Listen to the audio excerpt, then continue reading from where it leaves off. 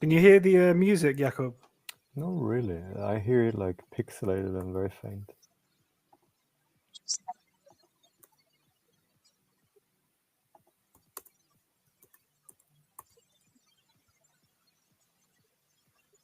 Well, pixelated is the wrong word, but you got me.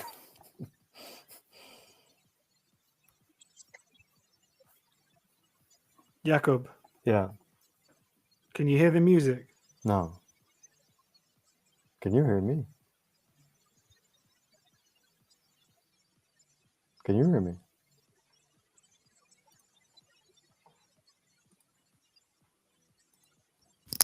Hallå?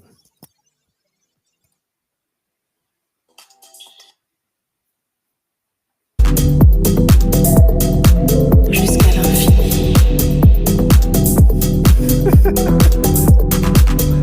Can you hear it now? Je te suis. Jusqu'à l'infini.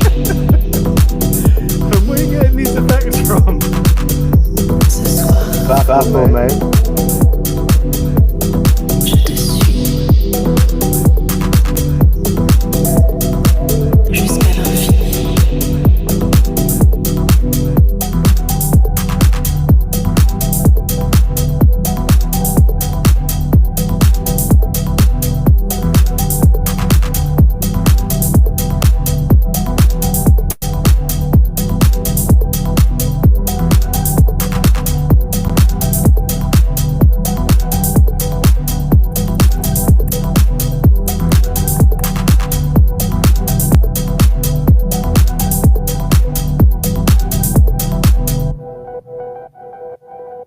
Ce soir, je te suis. Welcome to the 10th seminar of Greats in Thought regarding Michel Foucault's Psychiatric Power Lectures 9 and 10. This week, the boys are back in town. Like all others, we will rebound, recoil, refigure, slip, fall over, brush our knees off, and carry on in what is just the beginning of a long voyage. A voyage without end or purpose or ideal. Just the horizon that lures us to a new and better place. We enjoy pissy pools and shit, but we also enjoy cleanliness and sunshine. It is that gap, that space, that opening we dream of fulfilling. This week we will consider Foucault's Psychiatric Power, Lectures 9 and 10. But, let's be honest, we will hardly consider them. We will consider the world, current events, most perfectly expressed, the present moment that we are all part of. This is the beginning of the end of Season 1. The beginning of the end of another beginning that will begin in Season 2 and 3 and 4 and 5, 6, 6, year, yekte, patte, yirubada, 30. We are committed to bringing these texts in and through our parabolic conversations for free and forever. Like algae, we remain growing from the filtered sunlight of the sun in a pissy pool filled with shit. I am not sure why my voice has become that of someone from the Indian subcontinent, but that indeterminacy, that openness, that freedom, well, that is what Greats in Thought is all about. We don't have any sweets to offer, but we would like to take you on a ride. Greats in Thought. Read, riff, rapscalionate. In 5, 4, 3, 2, 1. Greats in Thought. All right. Patrick, you're still looking like you're Oh, for fuck's sake, I can't do anything you're like that. broadcasting from a If you just take me live from Timbuktu. The sound isn't too bad, but honestly, I have no idea what's going on with your video. I think Looks it's quite great nice. to me. So.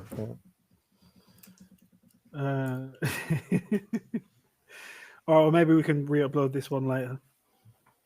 I mean, it is summer, so no one's gonna. Anyway. I was just reading over my notes of lectures 9 and 10, and I was just thinking that lecture 9 is just so juicy, so thick, so kind of. It's not even balletic. It's more like a kind of MMA wrestle with a 100-year period of history, psychiatrization, the child, the school, and it was almost this. When I was reading this lecture, it was almost I felt like I had to go back and like re-listen to all of our previous seminars, where we like continuously bring up the school and examples, in and from the school.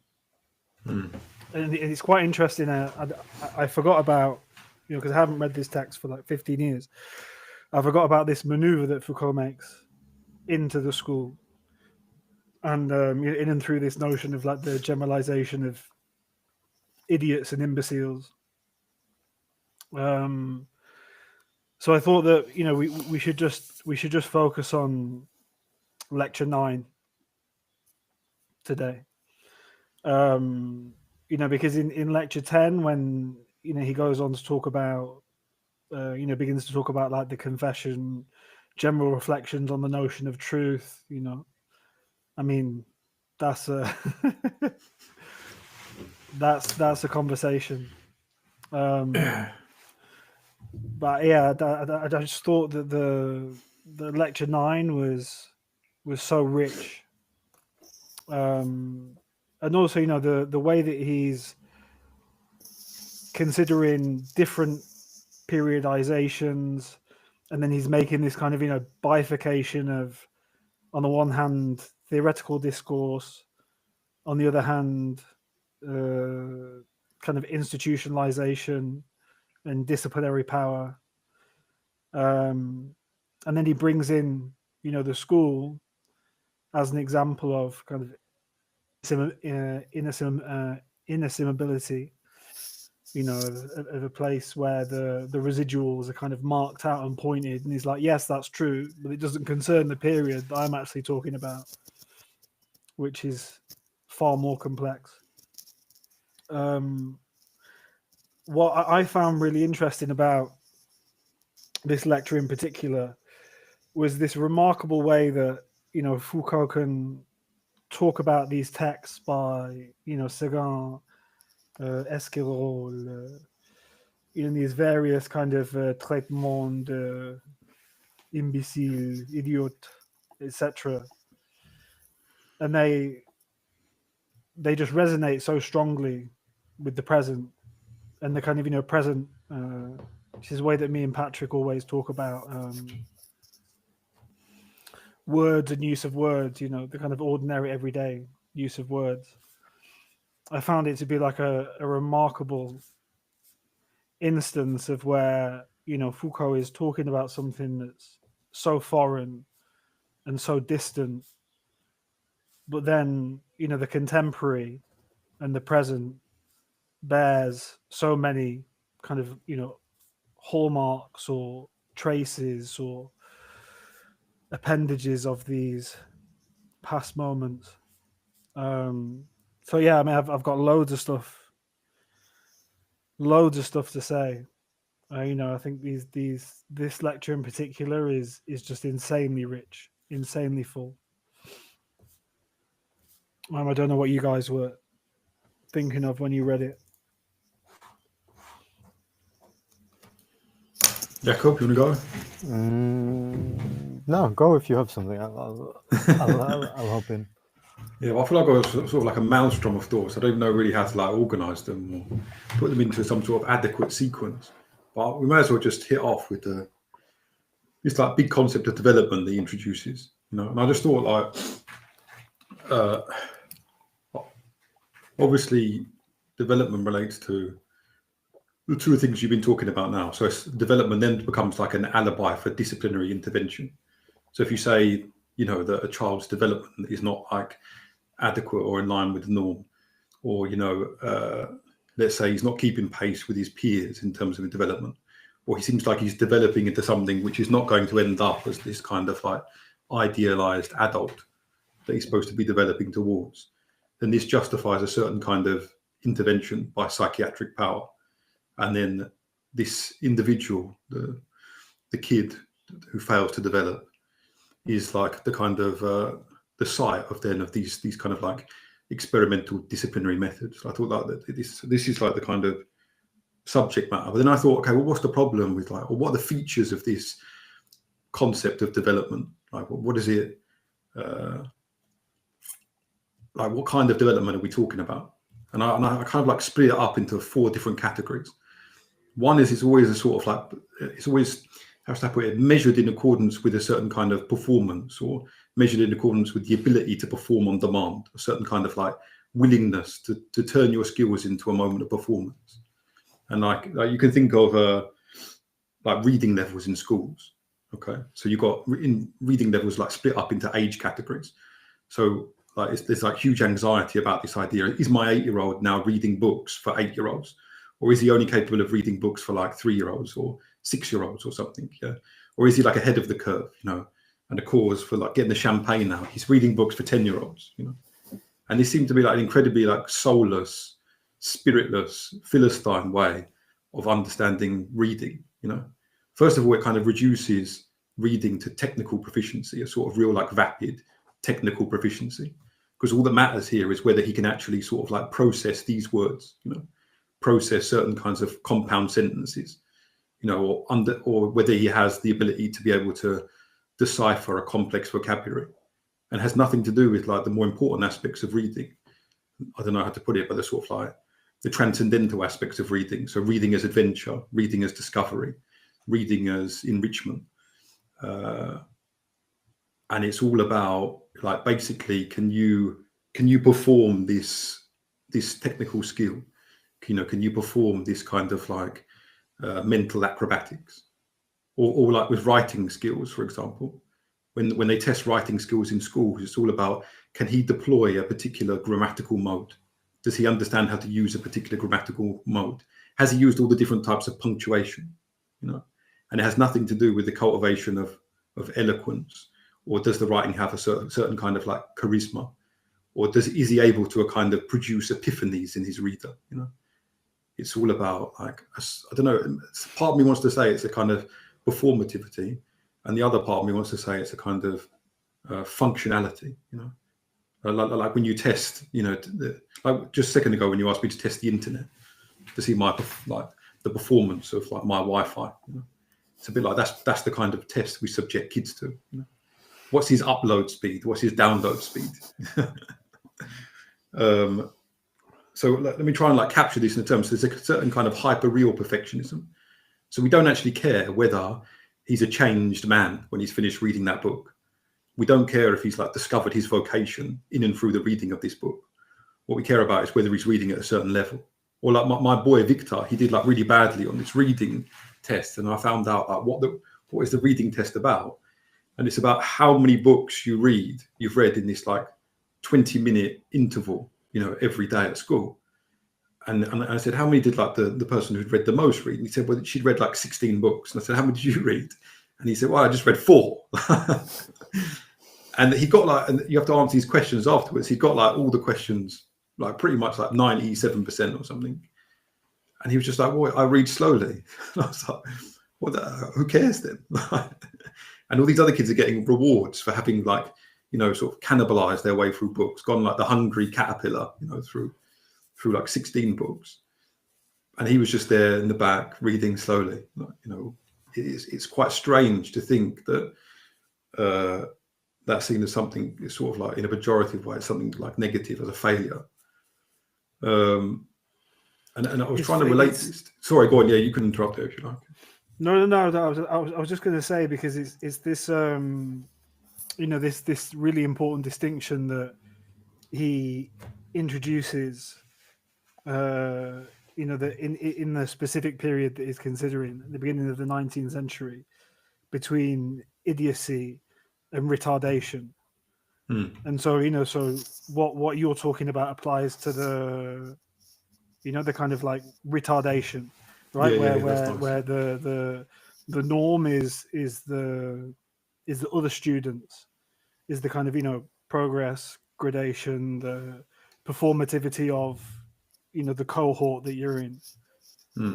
Whereas, you know, the norm for the idiot is the adult, you know. Yeah. It's not the cohort of fellow students.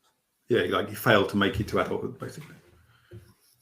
Yeah, that's interesting. And then I thought there's this other element of it as well. So what other kind of aspects of performance are involved? Well, it's always this act of excellence in a vacuum. For example, the sorts of tests that are applied within these, both in the psychiatric scenario and in the educational scenario, they're never things like, you know, go and rob a slab of meat from the butcher's. You know, these kind of open-ended tasks that would involve all kinds of things like teamwork, collaboration, an art of decoy, you know, a certain kind of like theatricality, performing innocence or irrelevance, you know, and then like timing, knowing the moment, just when the, you know, a sense of rhythm. Okay, the butcher, whenever he like goes to the till, he turns his back for 3 seconds, you know.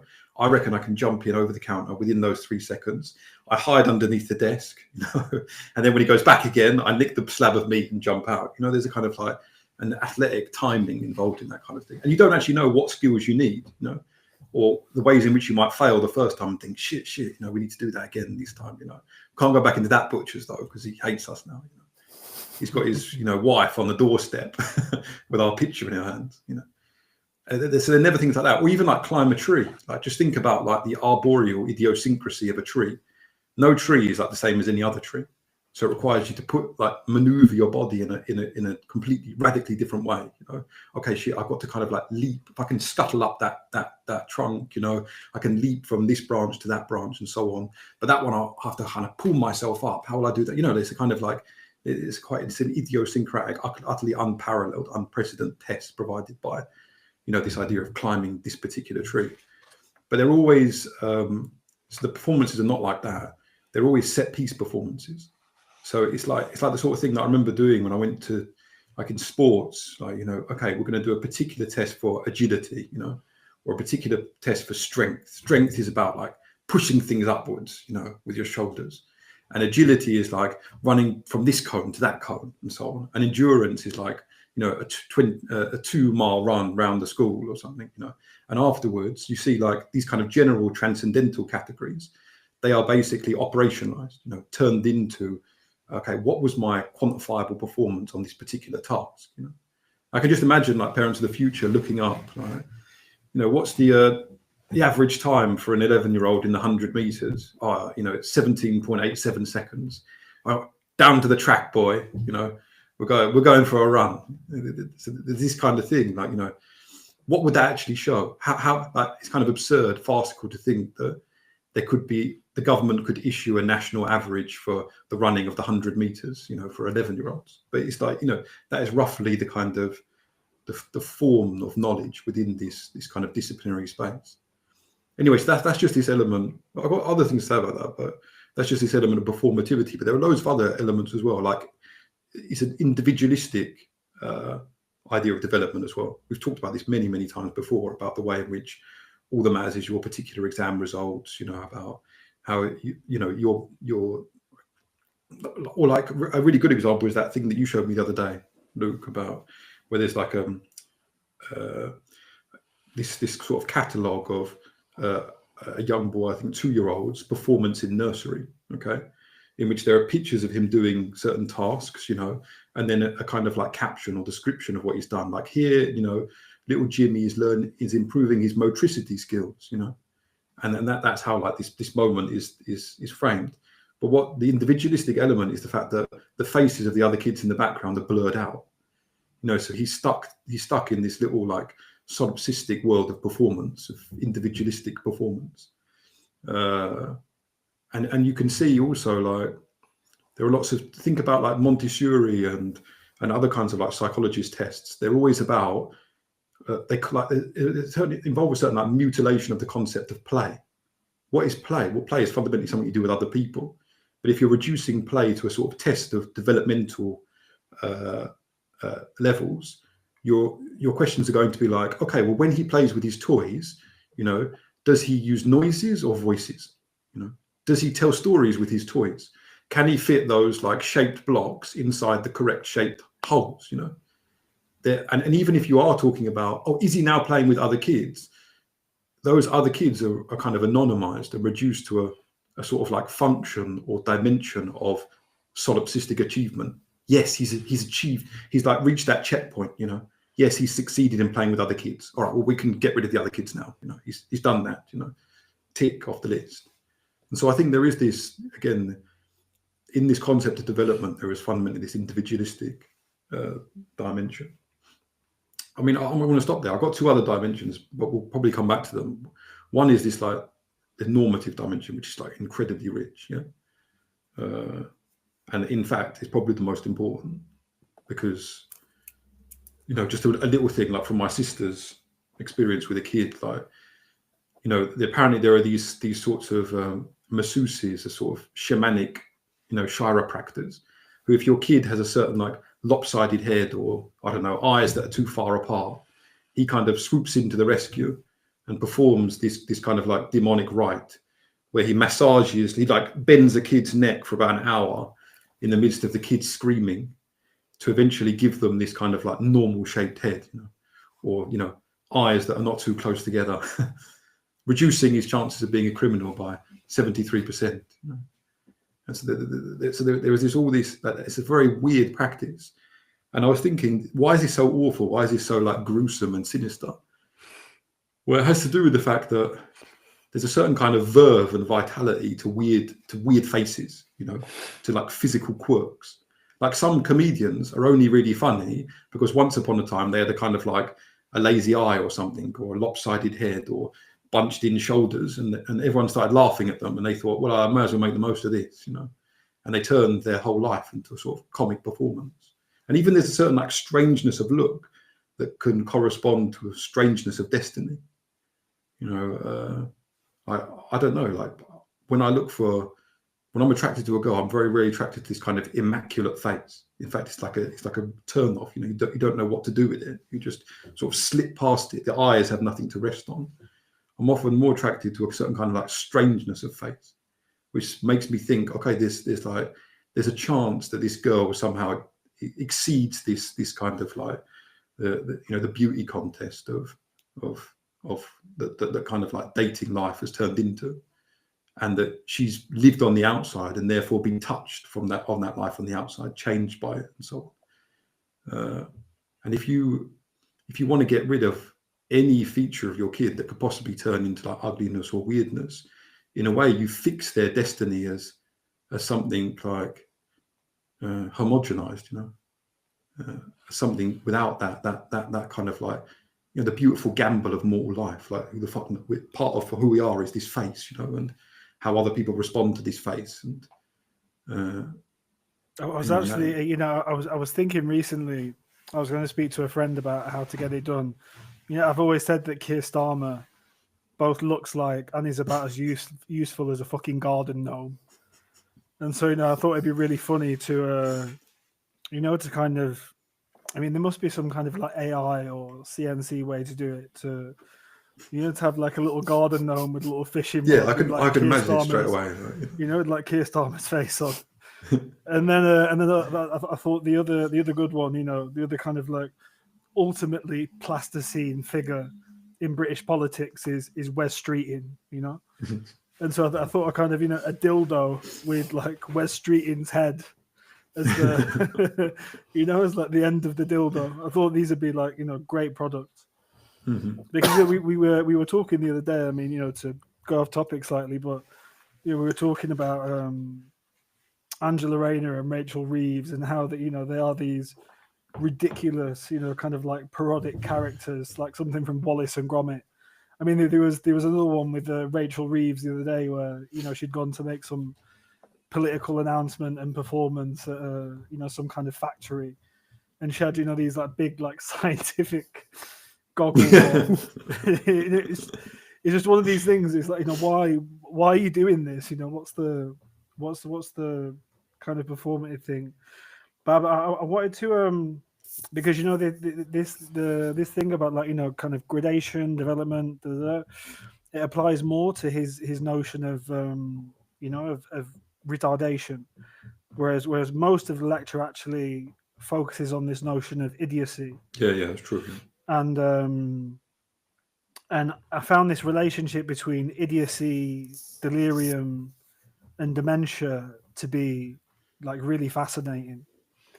And then there was just this one passage that I was just like, it's like full Foucault. It's idiotism, therefore, is not at all the kind of first elementary ground on the basis of which other more virulent or intense pathological conditions could develop.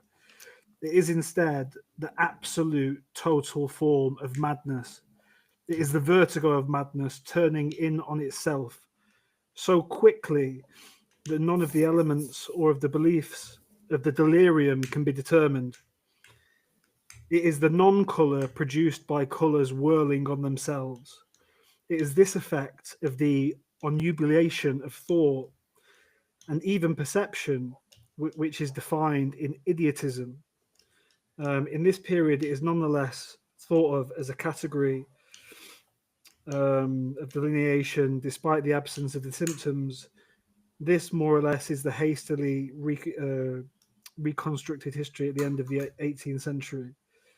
And then I thought of this, this kind of like 18th century notion of idiotism and its relationship to delirium, and it just made me immediately think of the present day, the ordinary use of idiot, right? When you say like, oh, he's a fucking idiot, like it'd be a guy, and it's always in some way it's become like detached from from delirium, from madness, but it still maintains this kind of like deliriac quality.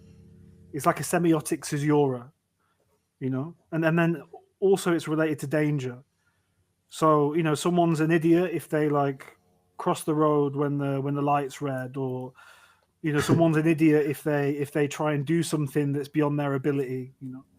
But they're an idiot. They can't see the signs. There's like a kind of mismatch, and their idiotism in the kind of ordinary everyday is precisely this kind of like, from the point of view of the person who makes the accusation, it's this like it's almost like like, what are you doing? Can you not see? Can you not make these links? Can you not make these connections? Can you not see that what you are doing is stupid, is dangerous, is beyond your capacity? Is, or can you not see like the attendant dangers of your behavior? Like getting back with a girlfriend and your friends are all like, oh mate, come on now, it's been going on for ages, it's never going to work, and you're like, mate, no, it's it's going to be this, and you're like, fucking idiot, don't be a fucking idiot, mate, don't do it again.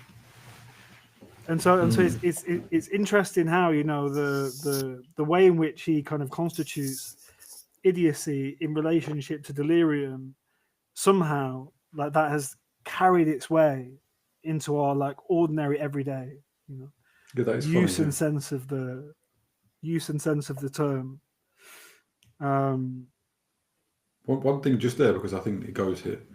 Two things that made me think of. One is like the etymology of idiot, which has a similar root to like idiosyncrasy, meaning like I don't know exactly what it is, but meaning like one or single, And in ancient Greek, it's referred to someone who doesn't participate in public affairs, mainly someone who doesn't take upon himself certain kinds of like public duties and responsibilities.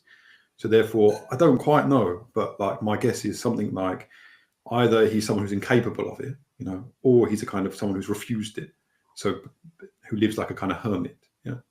Second one, and this relates to your idea of dementia and definitely Foucault's idea of idiotization, and even more fundamentally its relation to a whole sort of like I don't know how to put it, but a sort of an existential landscape that basically we've inherited from this era, this 19th century era of psychiatric power, you know, as if we're actually living inside a sort of gigantic version of a 19th century asylum, you know, is this idea of the idiot savant, you know. So someone who is like completely useless in all respects except this one, you know, and so he becomes this kind of like monkey entertainer or sort of parrot performer, a sort of like, you know, functional virtuoso. But actually, but how should I put it? His performances, he's like, you know, a virtuoso on the piano or something, you know, or you know, he can spell 1,000-letter words, or you know, he can do the hardest maths problems backwards. But fundamentally, all these forms of genius and brilliance are sort of futile, useless, kind of like unworkable. They don't actually change life. They don't cut into, you know, the culture in which he lives. They don't like radicalize or revolutionize the everyday.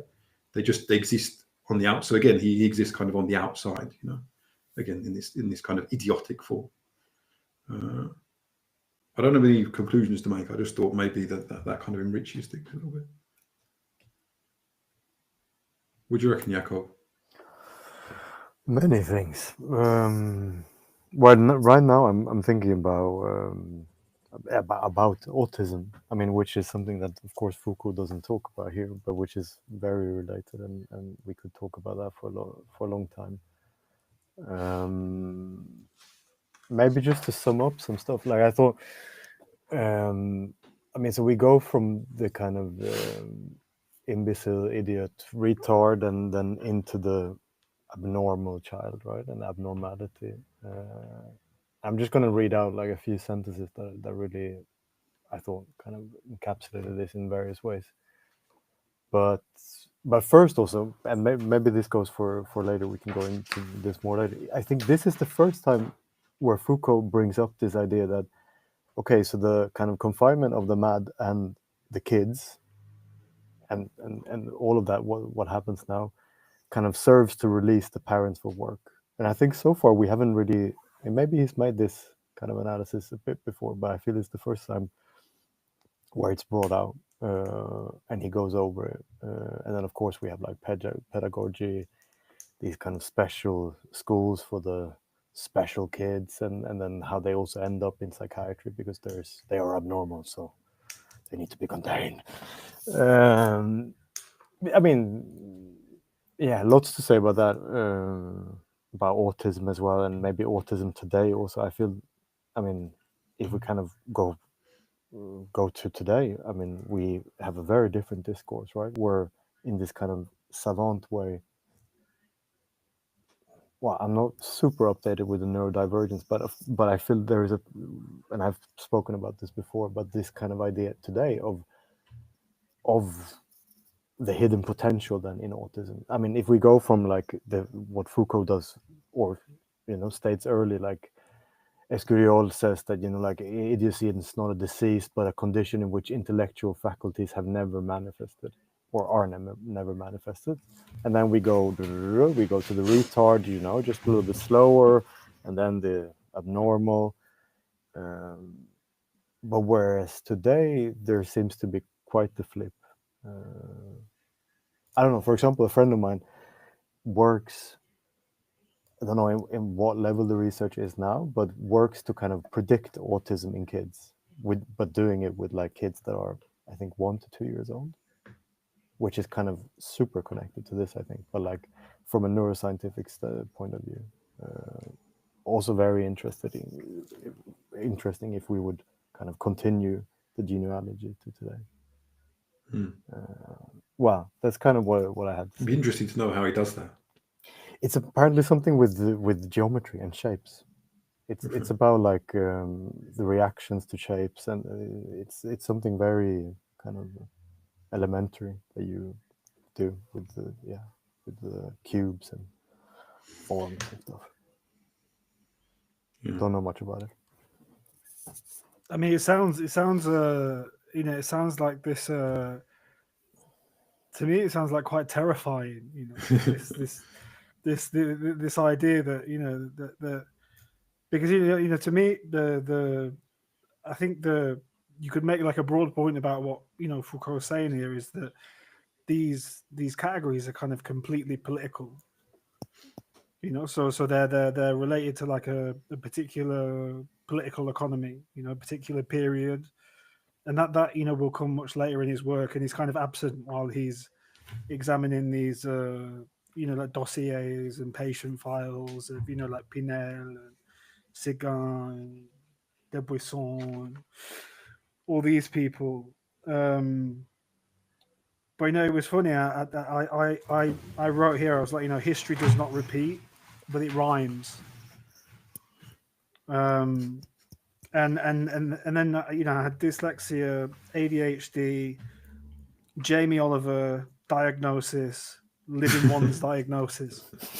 And so Jamie Oliver has just made this documentary on the BBC that's this kind of like cathartic, like, oh, finally, now I know, I'm dyslexic and that's why I was bad at school. And I haven't actually watched this this documentary yet, but from some screenshots, it's like, I think it's him in like, classes for kind of like autistic people. And, when you actually look at the, the diagnostic criterion for any of these things, like ADHD, dyslexia, OCD, autism, they are, I mean, like, I could take any single person that I know and I could diagnose them with any one of those disorders.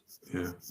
Like the criterion are just so broad as to be completely meaningless. And there's a really funny, he's a famous education scholar called Ken Robbins, and he talks about the prevalence of dyslexia in the United States. And he's like, and basically he's making a point that the strongest statistical correlate between dyslexia and any other variable, in like a controlled statistical linear regression model, is wealth. And so he starts like in a central state, and he's like, well, they're a little bit crazy there, and then he gets one state closer to New York, and they're definitely getting bonkers there.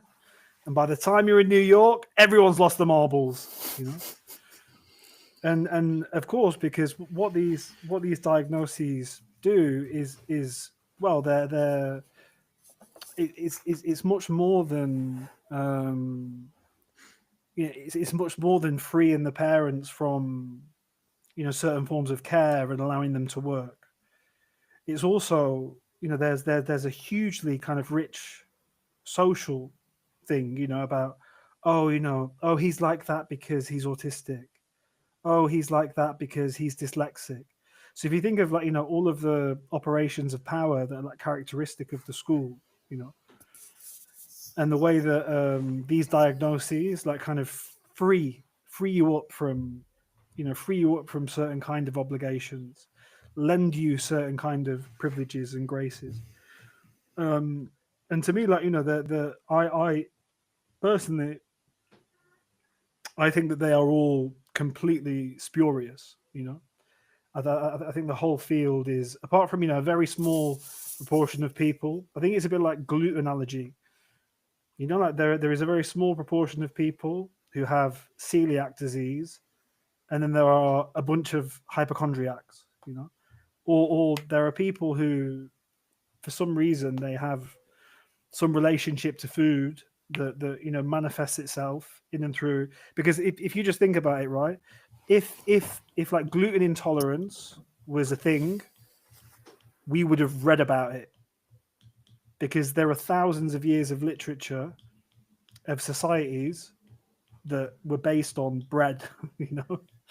They only ate bread, so there would be some record somewhere, in like the ancient Roman text, the Greek text, in Mesopotamian text, somewhere in the last 2,000 years, there would be texts on bread.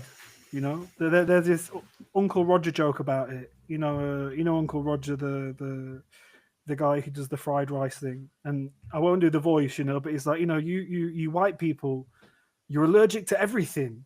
I'm from Malaysia. You're afraid of peanut? You fucking pussy, And then he's like, you can go skydiving, you can do all this, but you can't eat baguette. You know what I'm going to do? I'm going to make peanut butter sandwiches and just throw them down the street. Kill half of the white people. No more traffic jams. Fuyo! You know, and I just think, like, very similarly, that these kind of diagnoses, they relate to, well, you know, what is the social context in which this huge growth in these diagnoses has emerged? Well, number one, it's one of like hyper surveillance by the family, you know, hyper of the kind that Patrick was talking before. So, you know, people, they're always like watching their kids and thinking of them in these developmental terms, you know, and so they don't allow them to just, you know, the fact is that kids develop at different rates and at different state. You know, a kid could be the best reader until 9 and then suddenly become crap, you know, compared to everyone else. Another kid could like not read a book until 14 and then, you know, become some kind of genius. And so there's this hyper surveillance. And I think that lends to, like, you know, pathologization. Then, you know, in the same breath, you also have, you know, a huge diminishment of bourgeois, petty bourgeois, like professional roles. You know, so like say 30 years ago, you could have worked for like the local council, but a lot of those jobs, you know, like jobs like I don't know, you know, like just like typing or copying or even like spell checking, you know, it used to be like a way onto the career ladder. You know, all of these jobs have been automated, you know, they've been gotten rid of.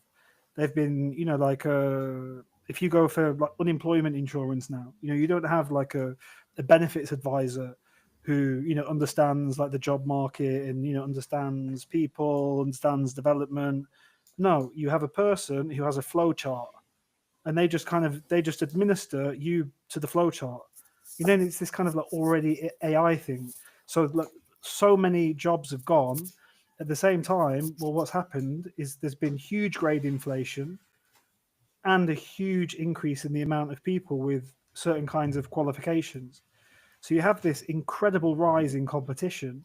Well, with that incredible rise in competition, what is it in the interest of every class to do? It's to reproduce itself. And I think, you know, this huge kind of, you know, growth in, oh, I've got ADHD, I've got OCD, I've got dyslexia, I've got autism. I just think they're completely spurious. And I imagine that, you know, if you were to conduct, I mean, of course, no one would, because you know, you can imagine the fury of the parents, you know, with the torches and pitchforks, like, how dare you challenge my child's diagnosis? But, you know, I would imagine that if you conducted a good statistical study of these various diagnoses, that the strongest correlation of all the variables that you put into that model would be the increase in competition in order to live a particular kind of life. And, you know, things like grade inflation, jobs that 20 years ago you could leave at 16, now you need a degree for, you know. I just look at the diagnostic criterion, and like I said, you know, I could take any of those and I could say, oh, you know, well, you have this or you have that, and it's actually become part of like this kind of weird part of public discourse now. You know, like you go out and people are like, oh, you know, oh, he's a bit of this, and oh, you know, they're on that, and you know, it's like I don't know, it's like a weird. It's become a weird kind of like fractal social commentary of you know, of the individual, and I think it's precisely because of the way that it grants certain privileges, it frees, you know, certain obligations, and also it's a completely self-fulfilling prophecy, right? So, you know, if you're 11 years old now, at 11 years old, if you look at like Rousseau's Emile, for example, Rousseau's like, just let kids play until they're like 12 or 13. They don't even have to learn to read or, you know, do anything. Just let them play.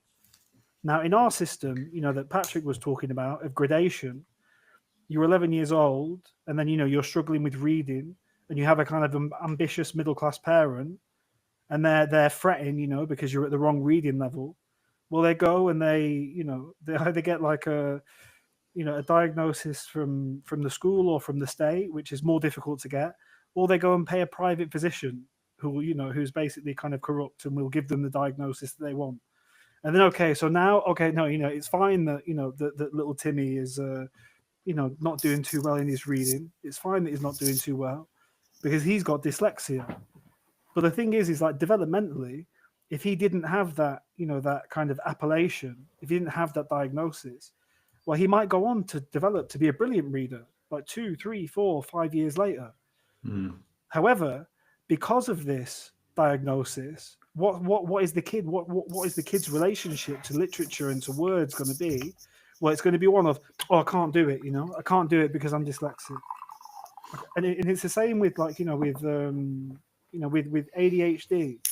I see a very similar thing with ADHD. Like, to be kind of wild and unruly and have a short attention span as a young person is completely normal.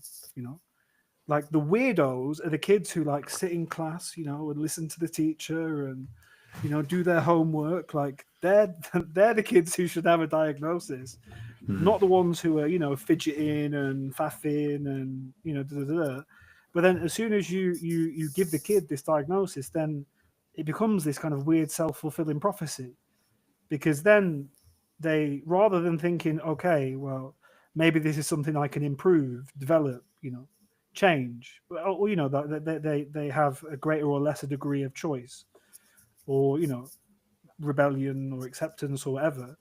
Well, then they just behave in this way because, well, I've got this diagnosis, I've got ADHD, so sorry, I'm having an ADHD moment. Well, in a way, that's something beautiful and sublime about that reversal of the diagnosis as like weapon that you can launch back at the institution. There are loads of sort of like I don't know what to call them, but sort of send bums in the school, people that just quickly get themselves diagnosed so they can wander around the corridors whenever they like, and there's always a certain kind of like swagger and flamboyance in these people. Of course, they're destined just to be like excreted out of the system at the wrong end, and for a life in which they're kind of like massively underqualified and sort of like, how should I put it, like kind of blacklisted, and put on the naughty list, the society naughty list. But nonetheless, for about 2 years, they can have a lot of fun, and they turn it against teachers and so on, So it can get like doubled up into a weapon. But I agree with everything you're saying. The only other thing I'd add is that there's something even just like monstrously simplistic about it. Like, on the one hand, monstrously, like, so you just to take one example, this idea of dyslexia, like, what the fuck is it? I just don't even know what it is. Like, I'm actually technically a shit reader. Right? I find it hard to decipher text. I don't. You think that I read really quickly, Luke, but I don't. But it's clear that I'm also a good reader. So I just think, well, I'm like, do I have like, am I like 60% dyslexic or something? And what would that even mean to say that I was? I heard that Einstein was dyslexic as well. Like, so what exactly does it mean? Right? If people are racing through books, like, and then like these books having absolutely no effect upon them whatsoever, as if they just like, gone with an umbrella through a light shower, then like why is their lack of dyslexia somehow normatively important? Why does it somehow say something significant about their functioning as a human being? And there are just loads and loads of, and so that's one thing. The other thing is that they're often like, their attempt to conquer like zones of experience, and then institute a certain kind of like almost like a regime of description within those zones of experience. They're kind of grandiose. But let me just give you an example. So like one guy who's got dyslexia who's got ADHD was in one of my classes, and he's really bright, and they gave me like I think I've mentioned this before, but they gave me like a list of his abnormalities, his aberrant forms of behavior, or his kind of like the ways in which his brain was misfiring. And I got this after the lesson, and the lesson was on metaphor, and the first thing was very literal-minded, doesn't understand metaphor. And he was the guy with like his hand up on every single question, giving me like these like stellar answers. I was like, he was the only one who understood metaphor. and then at the bottom, there was this like, so there were all these things that had related to his diagnosis, and this kind of a really insignificant box in the bottom that we're kind of supposed to neglect, but they'd just been put in there for humanitarian reasons. And it was like, you know, loves Nirvana and the Smiths, reads poetry, you know, is a great fan of like, you know, whatever it was, Assassin's Creed and you know, Elder Scrolls. And I was just like, well, there's your diagnosis. You've got this guy who likes poetry, complex music, and like, you know, these epic video games in a year 8 English class, you know, where he's having to copy down definitions all day under the scrutiny of a kind of like, you know, whimsical teaching assistant. Of course he's going mad. Right? Of course he's suffocating. Of course he's freaking out. I wouldn't be able to sit in a year 8 English. I tried it, you know, it's really difficult. You know? If I didn't have certain like, you know, an obligation to be professional, I wouldn't be able to do it. I definitely wasn't concentrating on what the teacher said. How can like the expectation that guy should be in that class and that it isn't a problem with the class is kind of bonkers, barmy.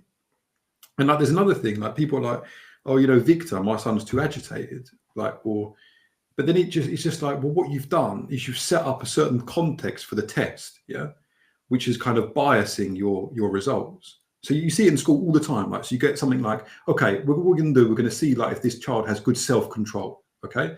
So is he able to remain in his seat? You know, well, okay, all right. That is a certain specific manifestation of self-control, but there are just like the whole plethora and plenitude of like, you know, possible moments where you can exert self-control, which have nothing to do with being able to stay in your seat. Why should we give sovereign value to this test, like, of being able to remain in your seat? And it's everywhere in schools. It's like, you know, there's even intelligence. Does he understand instructions and warnings, you know, from the teacher? No, he's not intelligent. You know, he's something idiotic about him because he doesn't understand it when I discipline. Or like empathy. The other day there was a question about empathy. He doesn't see when the teacher's displeased. Like, where do we get this idea, or how do these like tests kind of like pass underneath the radar? You know, such that the results that you get on them then stand for the question of whether you have this really important attribute or not: self-control, you know, intelligence, empathy, and so on. And like, you know, like sometimes Victor, like, he's really bad at walking home, like walking from A to B. But what is he doing instead? Well, sometimes he's playing with like a stick in a puddle, watching the ripples in a state of rapture, you know, or he's picking up things on the floor like a little. He comes back and you're like, what the fuck? I didn't see any of these things. He's like, a really cool necklace for him, you know, a bracelet for a girlfriend at school, you know, a book that someone's thrown away with really interesting drawings in it. And I was like, well, I shouldn't be going from A to B all the time. You know, if this is what you get from meandering, you know, and whatever it is, short attention spans, you know, hooray for short attention spans. So what spoils have I got from my journey from A to B that like compare with that, you know? And yet, you know, if he did that on a school trip, be like, he's got real bad disciplinary problems, he can't walk in a straight line, like he's always climbing stuff as well. Like you'd be walking down the road and you're like, where the fuck is he? And then what you don't realize is he's climbing up a building and he's hidden in the indentation of the window. So I'm like, he's just completely and then suddenly I see him like Spider-Man coming out of the indentation halfway up a building. And I'm like, should I just go and join him? You know, like, it looks much more fun. And of course it can be a pain in the arse. And of course, like, no parent's expected just to like follow the whims and caprices of their kid all around the city. Like that will just lead to its own kind of madness, because, you know, it'd be too disruptive of your own like rhythms, of your own like ambitions and your sort of like psychic harmony and serenity. But to never do it and to pathologize those actions, like without questioning yourself, like that just seems like the absolute recipe for disaster, like, you know. And it's happening all, and I think it is fundamentally like complicit in these diagnoses as well. It's like, well, I can't be fucked to deal with that guy because he fulminates, and he gets cross at the teacher and he has these outbursts. I just can't bother to deal with him, So just give me a diagnosis so I can get rid of him. I can pathologize him, and then that kind of like lubricates this system of discipline. And just to reiterate this point, like to go back to Foucault, the one that this fourth like feature of like development is precisely discipline, in the sense that on the one hand, discipline is required for development. Like you have to have a quiet classroom. Everyone has to be sitting in their seats before the lesson takes place. There needs to be a certain kind of like behavioral whitewash of the class, a certain kind of like guaranteed calm in the room. But more importantly, how should I put it? Like discipline is a sort of like, all development is moral development. Development is itself the discipline. Like, for example, by age 4, you should be able to, follow the teacher's 3 instructions in a row from the teacher. You should understand that when you go on the naughty step, you have to come back in a contrite attitude, apologetically, and reconcile yourself with your classmates or whoever you damaged or whatever. That is itself the thing by which we judge a child's development. As Luke was always going on about, their docility, their amenability to discipline, their readiness to be disciplined. So again, we see that moment where psychiatric power and discipline kind of overlap, but around the nub, the kind of like the stitch or hinge of this concept of development. I'm thinking about, I mean, for what you were saying before, Luke, I think the difficult thing with reading Foucault, or at least the problem, I think that is the very concrete problem that you encounter, is like, he doesn't, I mean, he is concerned with the archives, and so he can escape this question, right? But when we then turn and we're like, okay, but is autism real? Is like, what's it called? Dyslexia, is it real? All these things. I mean, I feel I have met people where I'm like, this clearly does seem like real adversity, if it's organic, if it's social, I have no fucking idea, but something is there, right?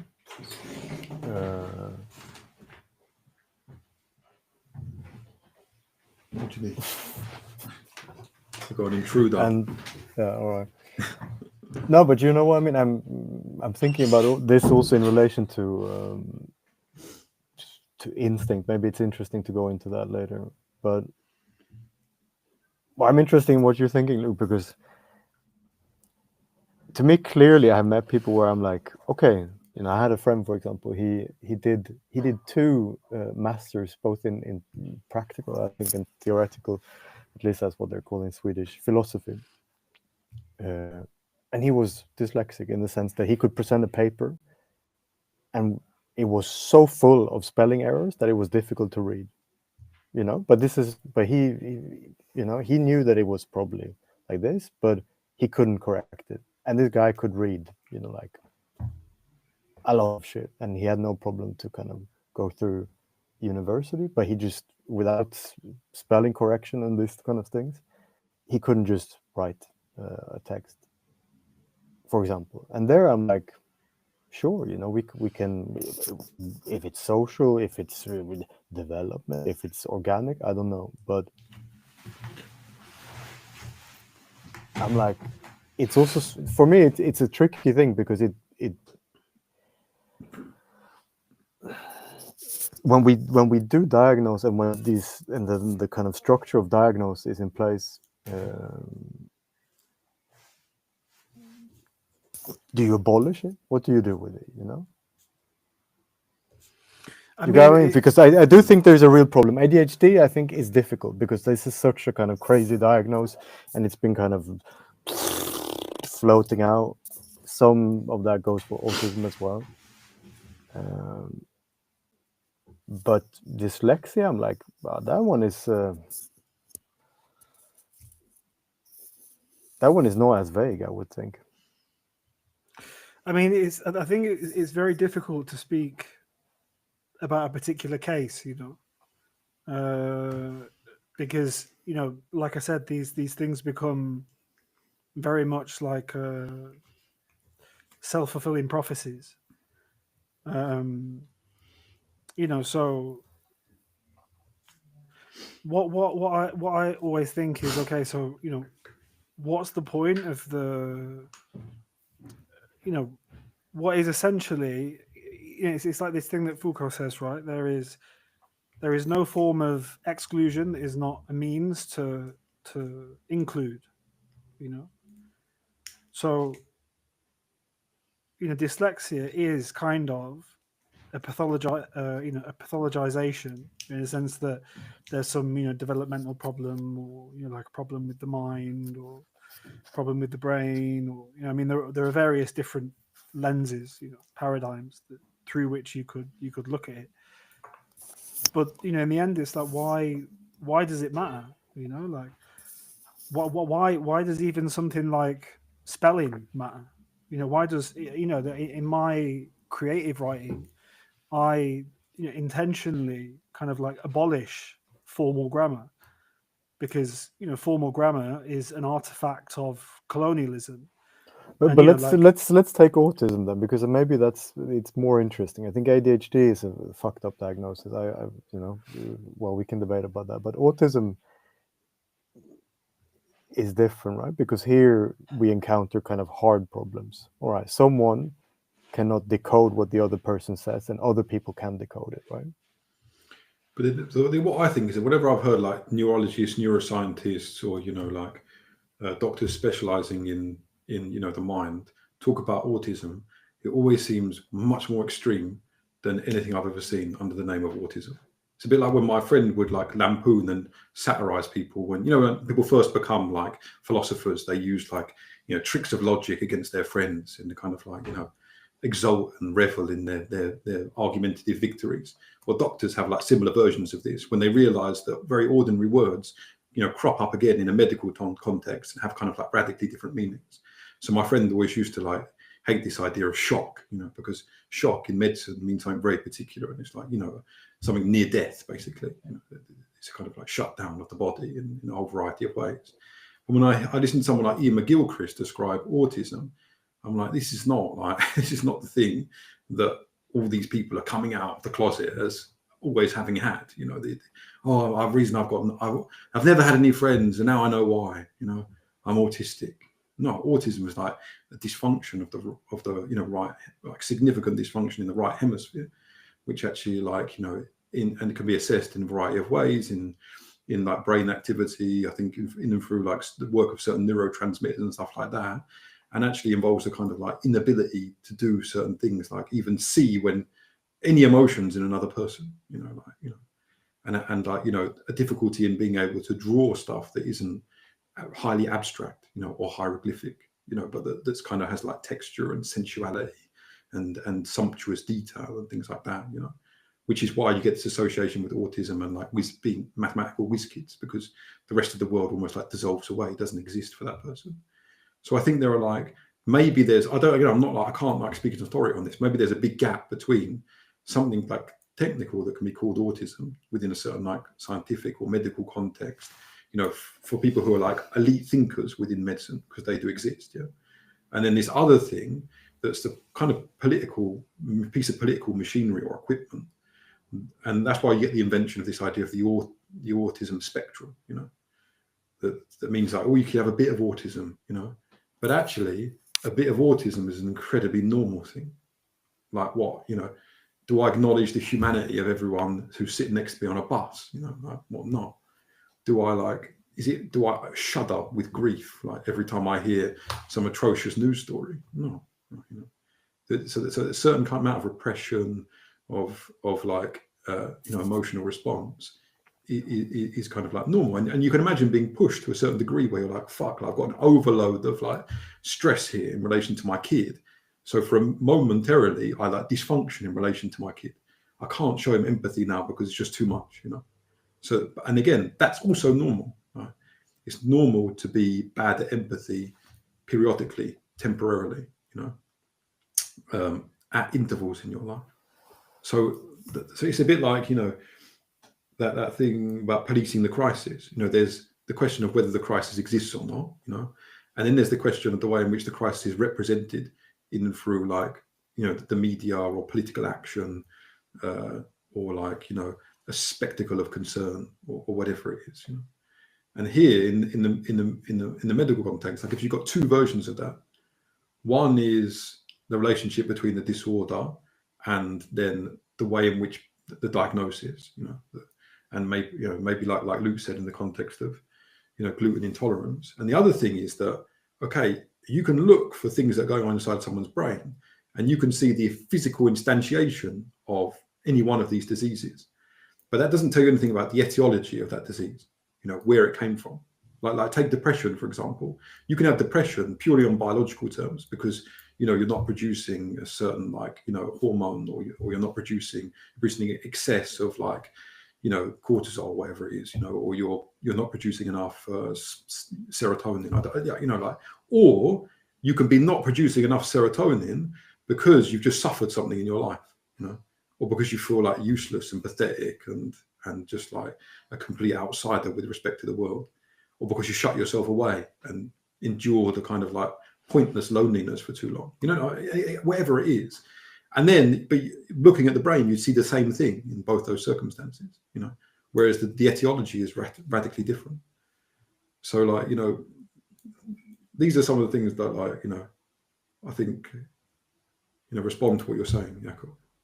Well, I mean, I think, you know, for me, a lot of it comes down to, you know, lassitude and compassion, thoughtfulness, and the lack thereof, you know, in our society.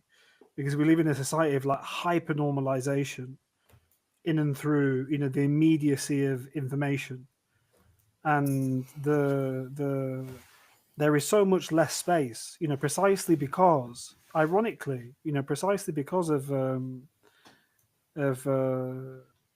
things like these, you know, it's like when Foucault goes on later and he talks about the, you know, the kind of like tautologous nature of these things. So, you know, so things are kind of like hyper normal and instantaneous, and kind of, you know, they impress upon you. I mean, think about the difference of, you know, being a kid before the, you know, the era of instant communication, information, the smartphone, you know, going out, wandering, playing, you know, like now, I mean, it's quite incredible to see, like, where I live, for example, it's a super safe area. You know, there are like no legitimate reasons whatsoever on like a balmy summer's evening, considering, you know, that the area is like, I live right next to a school. In fact, I live right next to two schools. In fact, I live right next to three schools, right? So I live right next to three schools, and the town, or like the village that I live in, is like a kind of yes, there are like old heads there, but because it's close to Derby, which is like, you know, a big manufacturing center, it's where like Rolls-Royce is based and stuff like that. It's like, you know, if you're like a young family, it's a good place to move, you know, and like buy like a, you know, like a 2 or 3 bedroom terraced house. There are a lot of young people, yet you never see them on the streets, you never see them out, you never see them playing. And so, you know, they're engaged in these kind of crazy, like, you know, vortexes of normalization in and through. I mean, it's terrifying, you know, like you go to a restaurant now, and, you know, the parent, rather than integrating the child, you know, where they like learn, you know, all sorts of different things, you know, about like hierarchy, conversation, you know, norms, rules, you know, the richness that you would get as a 4 or 5 year old child at a restaurant, you know, with the parents and a bunch of your friends, versus what you see like so often now is a kid with a fucking iPad, you know, or like a tablet. And so the you know, so that and the media that they consume is also like hyper normal. You know, it's not full of kind of like weirdos and strange people and freaks. I mean, you know, if you compare like, you know, the Brothers Grimm, or if you compare, you know, like Roald Dahl stories to the kind of media that children consume today. I mean, compare, you know, like Captain Scarlet, for example. Right? It's Captain Scarlet's like a kids TV show from the 60s or 70s, and the opening scene is of an alleyway, and it's a dark alleyway, and you just hear these boots, and then it's boom, boom, boom, boom, boom, boom, boom. Like, you know, the start, and this is a kids' TV show. This is for like 7 or 8 year olds, and it starts with someone getting murdered down an alley, right? You know, and whereas now it's like, you know, compare that to the Teletubbies, you know, Tinky Winky, Dipsy. You know, like the kind of like emotional. We've gone post Teletubbies now. In fact, even the Teletubbies had a kind of like zany surreality. You know? Yeah, no, And there was like, you know, the image that opened up in the belly and stuff like that, and the weird kind of like alien outfits. And are they cartoons or are they real? You know, like there was ambiguity there. But I know what you're saying. Yeah, this tone of the uncanny has disappeared, like the spooky. Or the scary, or you know but you know the point is that of course in that context of, you know, kind of immediacy of information, affirmation, positivity, validation, well, you know, kids aren't going to have the same emotional range, you know, that like the child who in every social situation where, you know, usually they would be learning loads of things and engaged in loads of complex ways. Instead, they're sat with an iPad of some, you know, really flat, really sterile, you know, colorful, you know, bullshit stuff. Well, of course, as they, you know, grow older, they're going to lack all of those skills, you know, all of that richness, all of that ability. And so the question is then, why do we individualize this, and why do we pathologize it? You know, and then it becomes, and then this is the thing about it being completely tautologous, because that's how it becomes a self-fulfilling prophecy. Because, you know, the problem is society, right? The problem is the social. And so rather than thinking about, okay, how do we, you know, transform this kind of social? I mean, like you know, there's a great line somewhere else in Foucault where he says, you know, we completely misunderstand the school, right? Because we think of the school as this place where we send children to protect them from the dangers of the outside world. No. It's the other way around. We put kids inside schools to protect the outside world from the genius and danger of childhood, you know? And so this is just, yeah, I mean, this has been my response, is that, well, yeah, of course, if you have people who are growing up in these ways, you know, where they're not, you know, like Patrick was saying, where they're not, you know, having adventures, and where they're being assessed in these crazy ways, where they're being constantly surveilled, constantly assessed, and those assessments are you know, so kind of like reductive and narrowing and slim. Well, yes, you know, you are going to get people who are just going to behave in kind of strange ways, who are going to struggle with all sorts of social situations.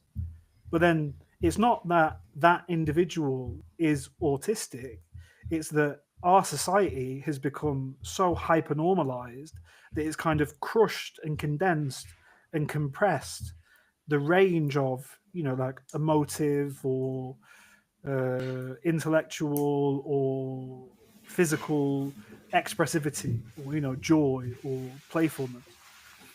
You know, so the it isn't like denying that there are people who have, you know, difficulties, right? It's not about that. For me, it's more about, well, why do we pathologize and individualize in this specific kind of way? And I was just going to finish, and then I'll hand back. But there was something when you know, when Patrick was talking about his children, and there was this really nice distinction, which was talking about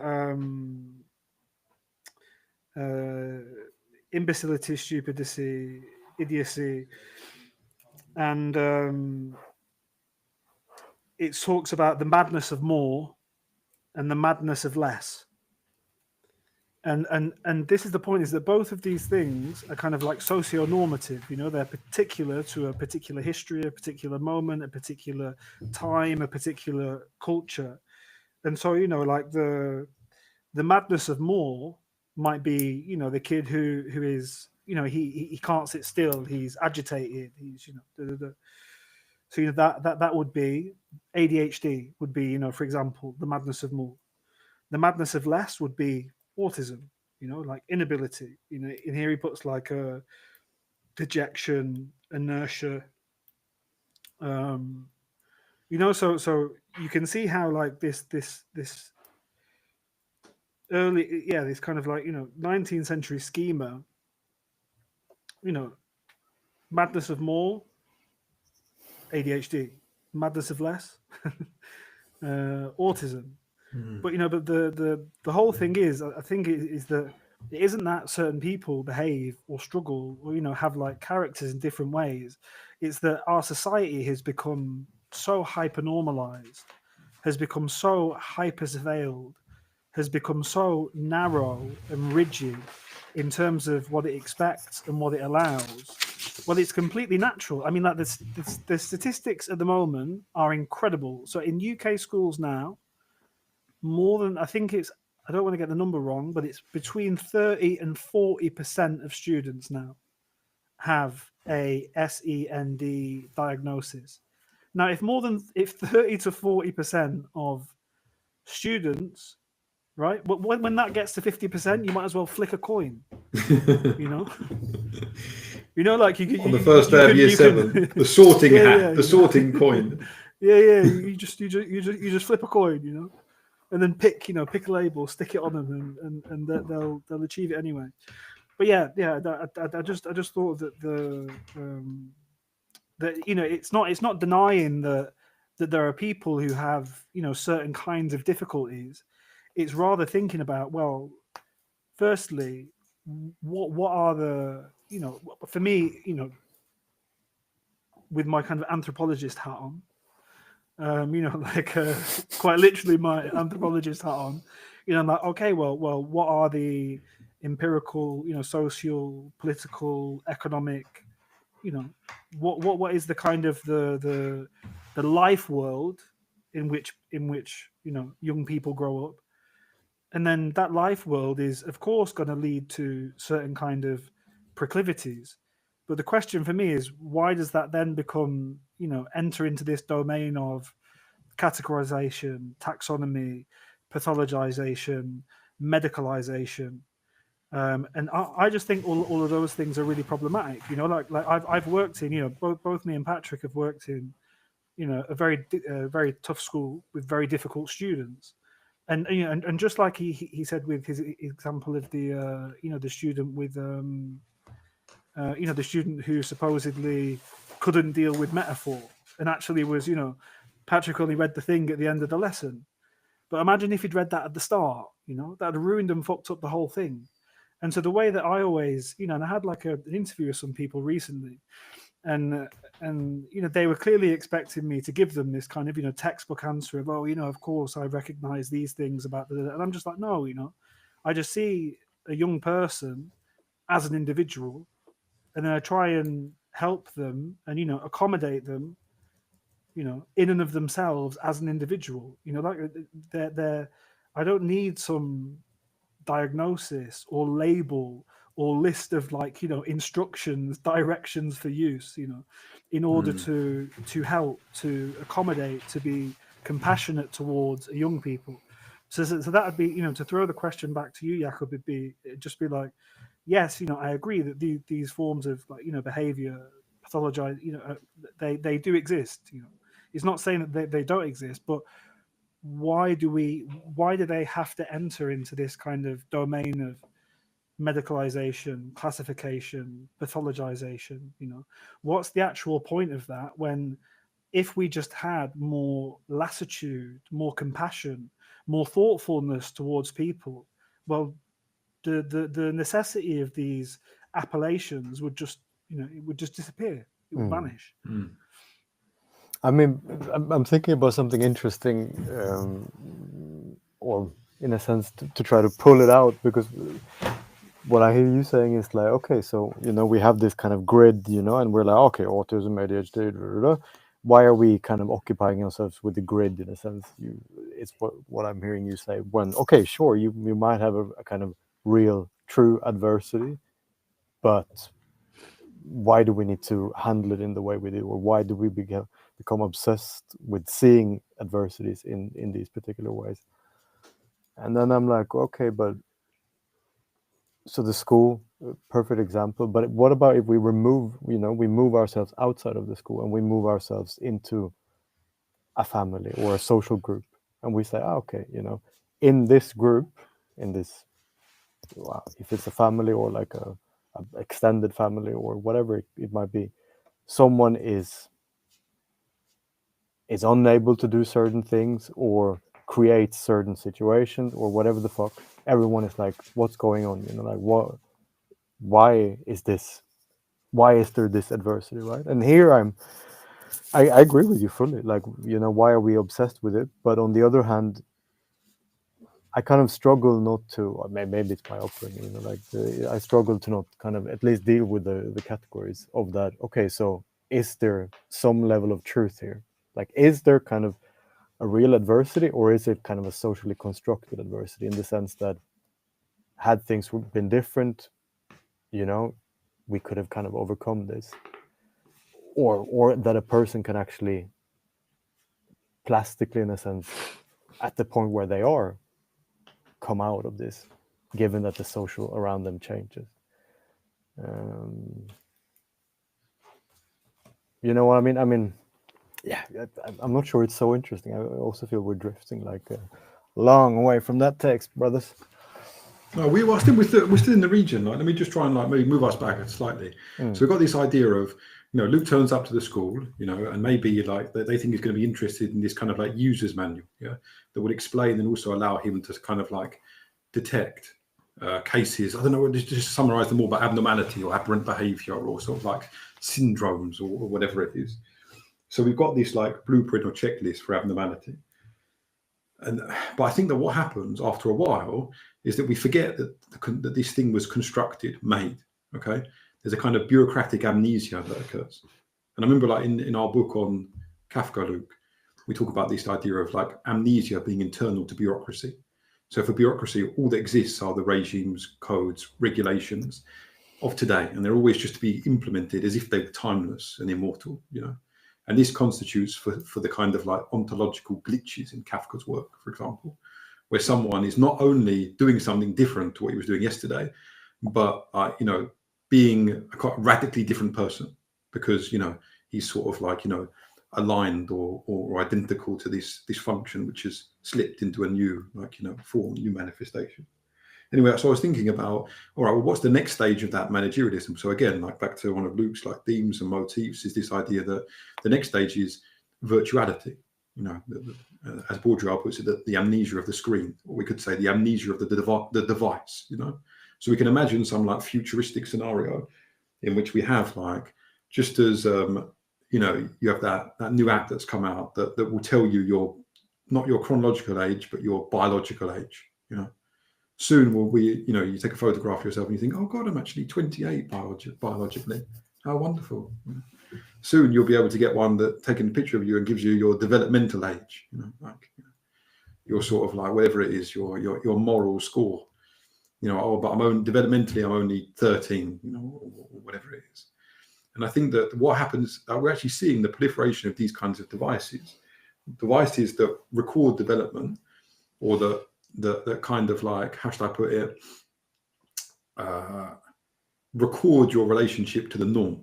So there's this thing that you can get, and wait, I want to give that two dimensions. Like, record your relationship to the norm on the one hand, and then again, it's like a prosthesis that substitutes in for a mental ability on the other hand, that substitutes in for an ability of like compassion or thoughtfulness or attention or judgment or intelligence.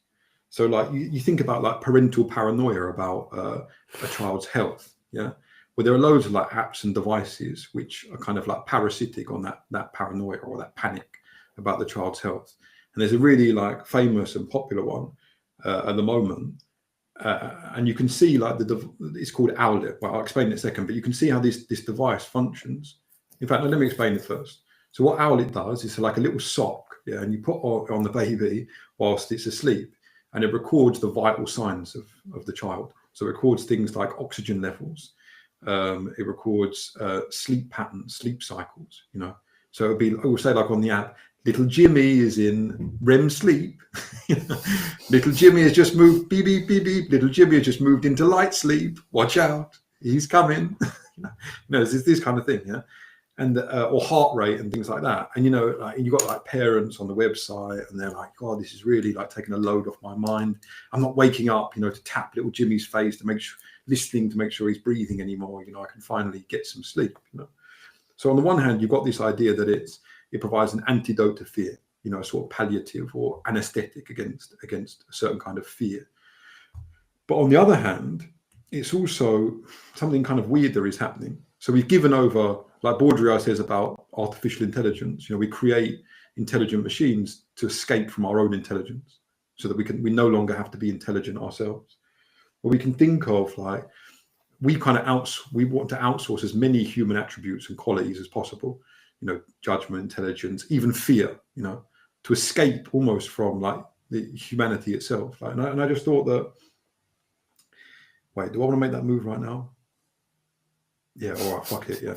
So I thought that, like Luke mentioned earlier, idiotization and dementia in like Foucault's specific sense is precisely this point at which, okay, the asylum has to produce madness, okay, but then its disciplinary regimes remove, erase, and get rid of all symptoms of madness.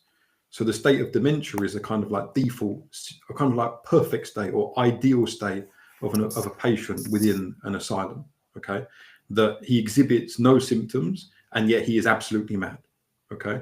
And the like form of life of a demented patient is a sort of obedience without remainder, you know, a sort of pure, a lifeless regularity, you know, a sort of pure, unadulterated, drone-like obedience. And I was thinking, and then later on, and I know this comes in the next lecture, but it goes here, and Foucault says the only way not to avoid dementia within an asylum in the 19th century was to become a hysteric, okay? Now, what does the hysteric do? Well, the hysteric is this kind of like artist of the symptom, yeah? This what a virtuoso of the symptom, the person who's able to create and simulate all the symptoms, the most perfect symptoms, the weirdest symptoms, the most obscene symptoms from several diseases, kind of like intricately embroidered and woven together. So again, this kind of Mozart of symptoms, you know, and suddenly something clicked in my head, and I was like, oh yeah, fuck. There's this moment in Lacan where he says that the human being is itself a symptom, you know. That there is some way in which, I don't know how to like make sense of this particularly, but you could think like, you know, thought is a kind of symptomatic response to death, you know, so something like that. Yeah, life is lethal, so everything, what the human being is this consciousness of life, you know. So when you understand the lethality of life, you have this kind of immune response which produces things like thoughtfulness, judgment, care, adventure, you know, the gambit that Luke is always banging on about. You know, so there's this kind of like, you know, or should I say rhapsodizing over, you know. So there's this sense in which the human is the symptom. So demented state is precisely the one that we put ourselves into when we outsource all of these human faculties. Like, you know, don't worry, I've got an app that's afraid for me, you know, so I don't need to be scared anymore. You know, soon we'll be looking at our kids and we'll be saying, 1 second, I'm just asking the app if you're good, if you're feeling well today. You know. I'm just reading on the monitor, you know, whether you're well enough to go to school, you know. So there's this like, there is this kind of like, I think like Luke got at this. There is a simple like maneuver, just be thoughtful, but then there's also the reality which needs to be brought out in its kind of dystopia, in its cynicism, in its sinisterness. Like when you give a kid the iPad, what are you doing? Well, you're basically kind of like, in a weird way, erasing his existence. You know, you're kind of like, he's now. It's like the, you know, the old analog TVs where you'd get the kind of like fuzzy screen, you know, that there's kind of like the, you know, black and white fuzziness when you hadn't tuned the channel properly. You know? There's kind of like a black and white fuzzy screen now over the child, huh? Static, yeah. And so we are, again, at the beginning I said we're kind of like, you know, psychiatric power has kind of been generalized, and you know, it's got a kind of tentacular reach into all areas of society. I mean, we've been prompted to talk about, you know, not just prisons and schools and, you know, psychiatric wards, but also playgrounds, streets, houses. Psychiatric power seems to operate in all of these places. Now, if we are the patients within this kind of globalized asylum, then we're coming closer and closer to that ideal state, that perfect state of dementia, which consists in lifeless regularity, obedience without remainder, a symptomless existence. And I think what we're kind of like, again, all of us are kind of cheering on and rhapsodizing over is these kids who are like hysterics, basically, these little Mozarts of symptoms, like Victor, or whether it's Victor or whether it's the kind of send bums, or whether it's like the people that Luke talks about in his thesis, who have just this moment of kind of like almost like kind of sublime in the true sense, in the sense that it defies good and evil, tantrums, fulminations against the teacher. And those fulminations are not like aberrant or anomalous. They reveal they disclose a fundamental truth, and everyone feels them in the way that the classroom shudders, and the atmosphere changes and the teacher looks shell-shocked, They disclose this truth about the system.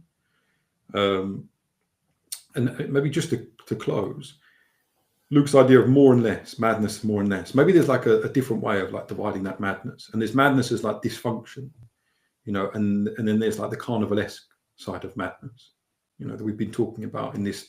You got to remember, like the French term always is folly, which is richer than madness in a way, even though the English term madness is rich in its own sense. But folly contains the idea of folly in English as well. So it's like, the jester is an artist of folly. The clown is an artist of folly. At certain moments of extravagance, like, the buildings that Luke likes in Manchester, they are follies, because of their kind of like the carnivalesque way in which they build these kind of architectural chimeras, different periods kind of like, put together in a celebratory hodgepodge.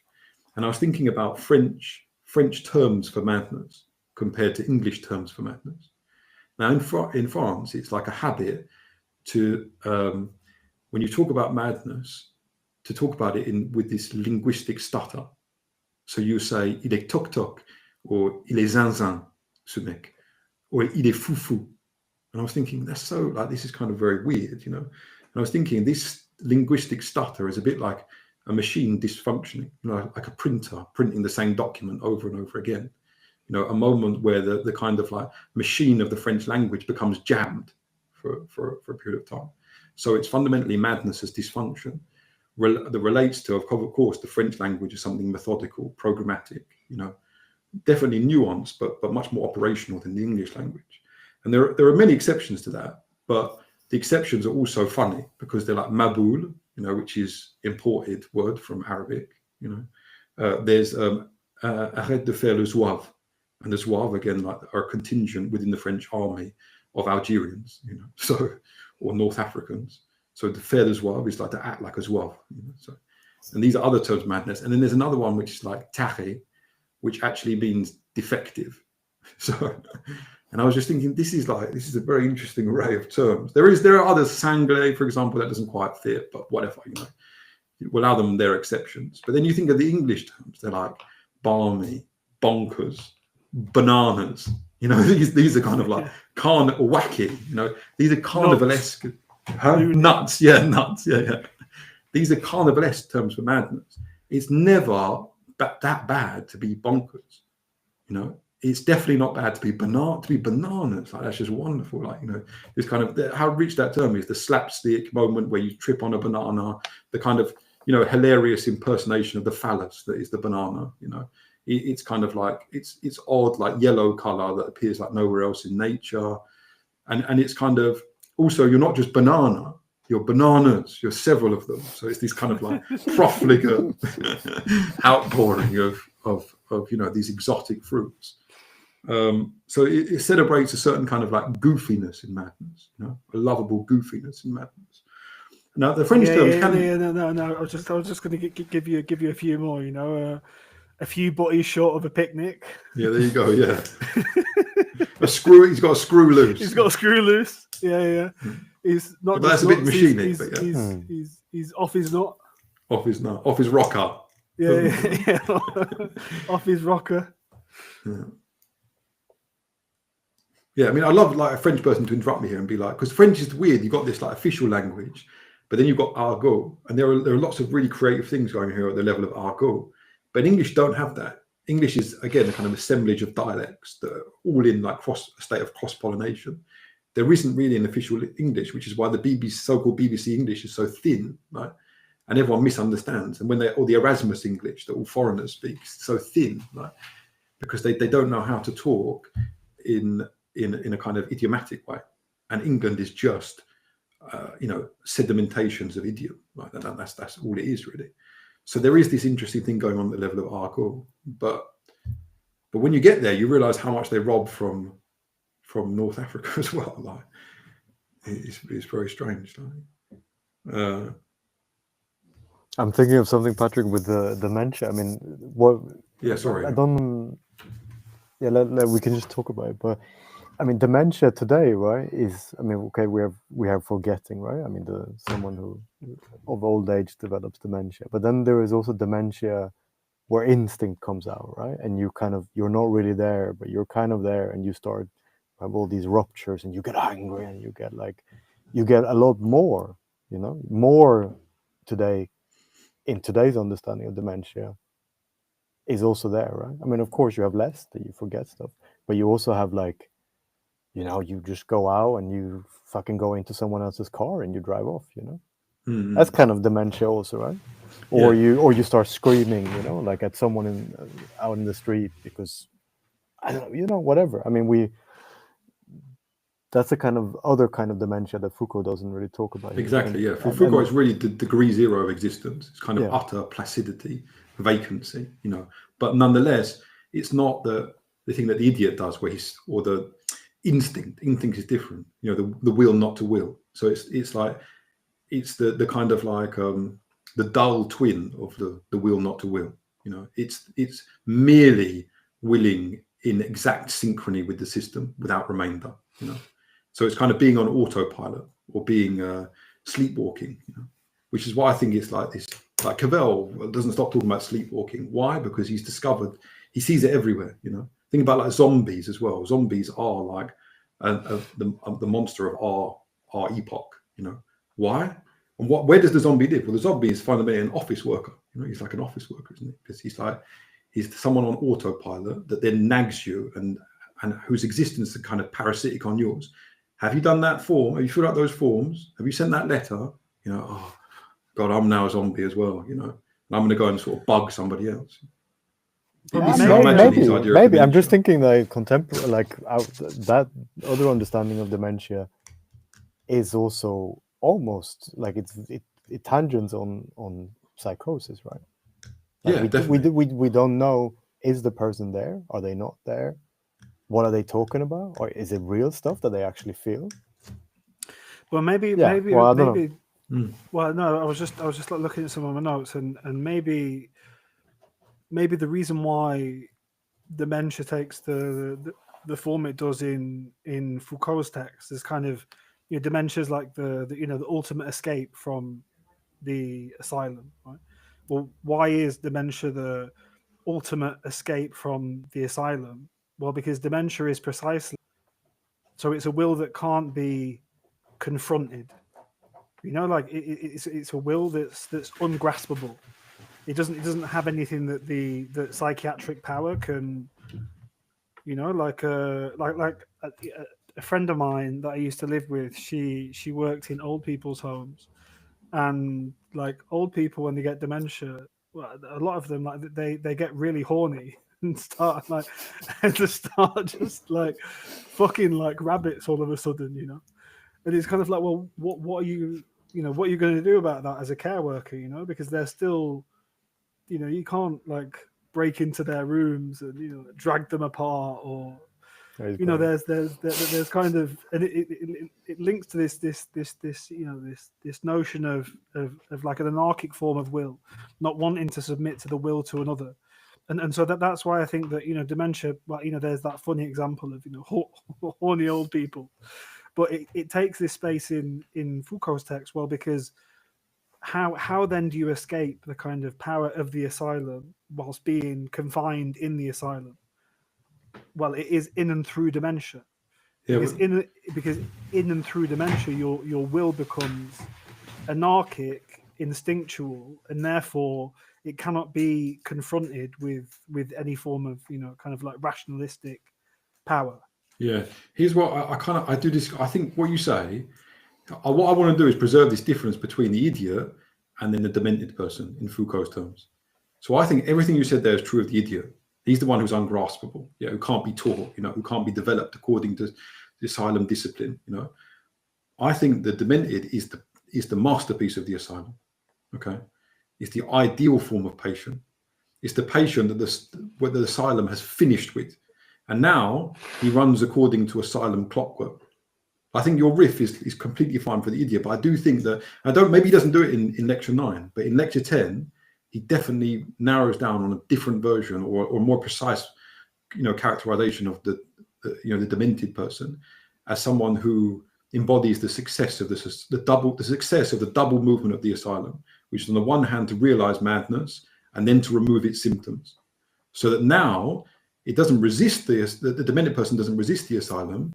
He provides it with no challenge, no problem, no confrontation, and therefore kind of just like recedes into the background scenery of the asylum, and exists as much according to its clockwork as the porters, or the toilet cleaners or whoever else.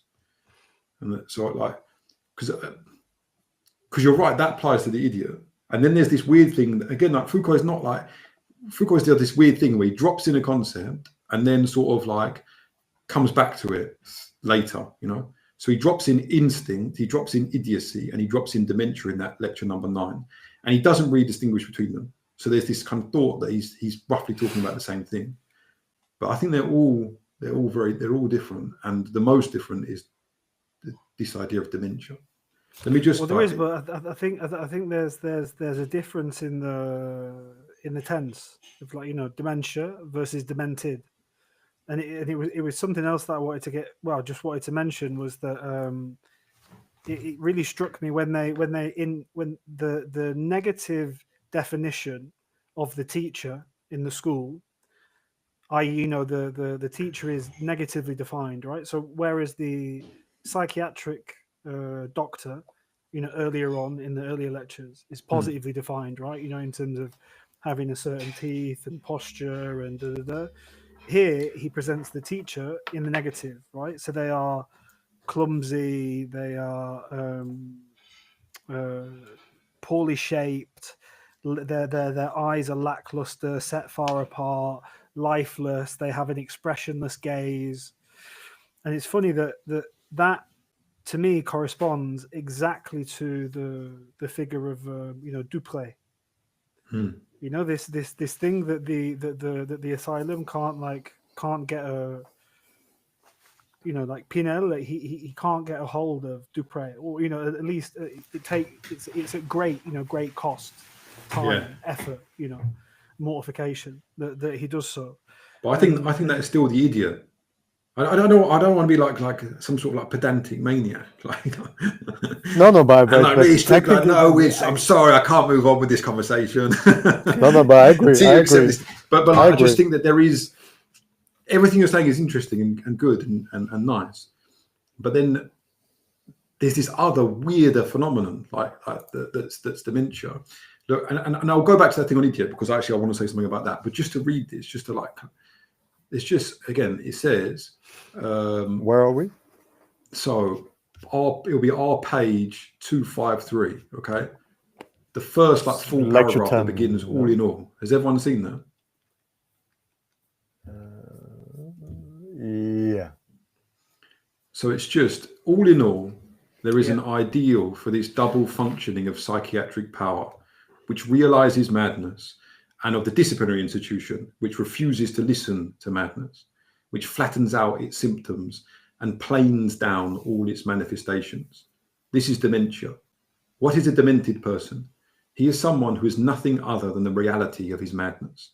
He is the person in whom the multiplicity of symptoms, or rather their flattening out, is such that it is no longer possible to ascribe to him a specific symptomatology by which he could be characterized. The demented person is therefore someone who corresponds exactly to the working of the asylum institution, since, by means of discipline, all the symptoms in their specificity have been smoothed out. There are no longer any outward signs, externalizations, or crises. And at the same time, someone who is demented answers to what the psychiatric power, someone who is demented answers to what psychiatric power wants, since he actually realizes madness as an individual reality within the silent. So yeah, look, so that seems to me like to offer a sort of and I didn't think that before reading the end of that lecture 10, but there it's clear that this dementia is a different phenomenon, and it's fundamentally related to this asylum scenario, which is why I included it in that big riff about the idea that, well, as long as we outsource all of our human abilities, and we replace our own abilities with artificial prosthesis or algorithmic prosthesis, we approach more closely to this asylum ideal of the demented individual, someone who, a sort of symptomless existence. Now, so that's just like something to leave there, right? This distinction. But this idea of the idiot as ungraspable is really interesting, because there's something really weird about that as well. Since we often see the idiot in precisely these, well, we're being forced to see the idiot in precisely these negative terms, as someone who's arrested at a certain stage of development, as someone who got stuck in the quicksand of a particular, earlier era, earlier kind of stage of life, who didn't make it through the kind of assault course of childhood, that is, and then to see that idiot in an acrobatics of defiance, as too slippery to get a hold of or something, or like the thing is the kind of just a nameless shape, a blob, that is also fundamentally interesting, because what it relates to for me is how do I make this sound like not abstract, but like there's a certain apparatus that the psychiatric institution has for understanding things, yeah. But when confronted with certain things that can't be measured or picked up on using this apparatus, it lacks a vocabulary to talk about, and so the idiot is there in a coupling with this idea of the instinct of the child, as the thing that the psychiatric institution cannot describe, cannot classify, cannot bring within the remit of its own categories and apparatus. Like,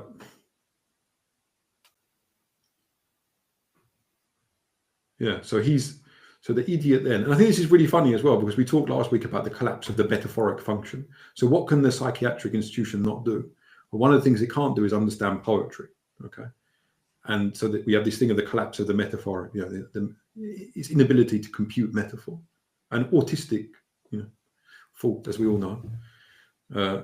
So you've got this idea that the idiot is a child. Now that is a metaphor, yeah.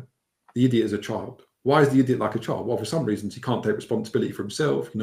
He can't be trusted to go to the shops and return. He can't take up public office or whatever it is. There are certain analogies to the child. But the idiot is also absolutely not like a child. Like, he's nothing like a child. If an idiot turns up to the park, the kids don't start trying to play with him. They think he's weird or funny, or even if he tries to play with them, they don't play with him like a friend. Or they may be like him. I don't know. But they definitely don't think of him as another child. And it doesn't have only to do with his bigness. It's just a very limited metaphor. But why is the metaphor useful?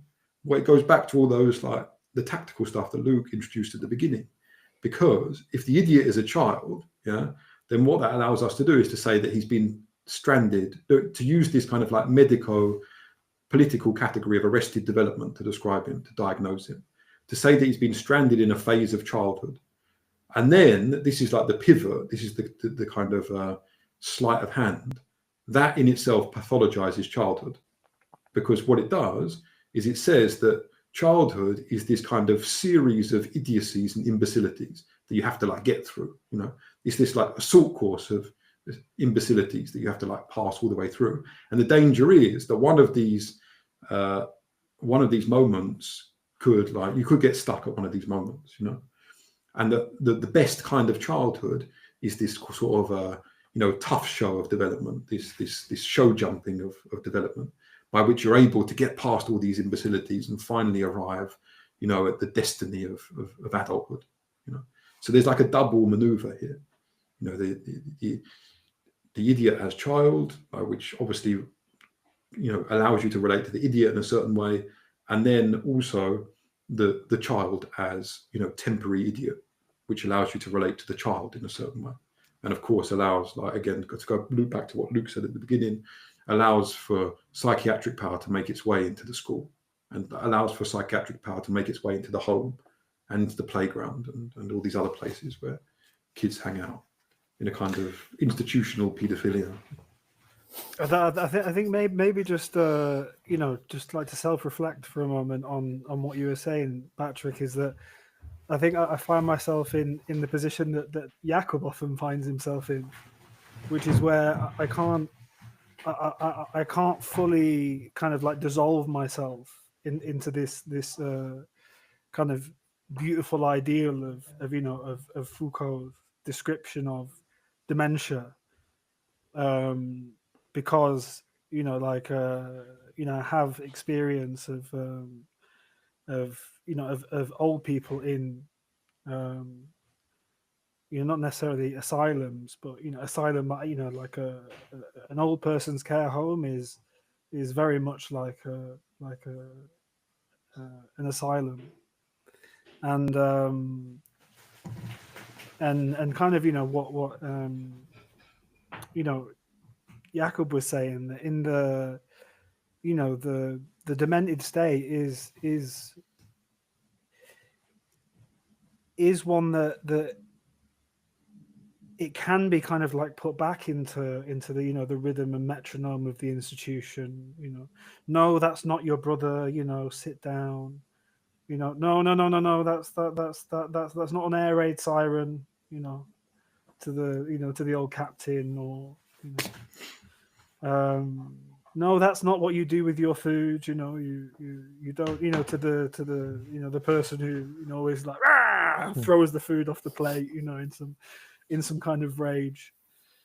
And so, yeah, I think I just find I do understand, you know, what you're saying, and the passage is a very beautiful one, but I just struggle to make this, you know, which is, you know, it's funny because this is what I think Jakob often struggles with, is to make this disconnect between, okay, you know, experience and world, and then this kind of like ideal plane of thought that Foucault works on. But don't And you that think just, that like, it's just for me, the two forms of dementia have nothing to do with each other.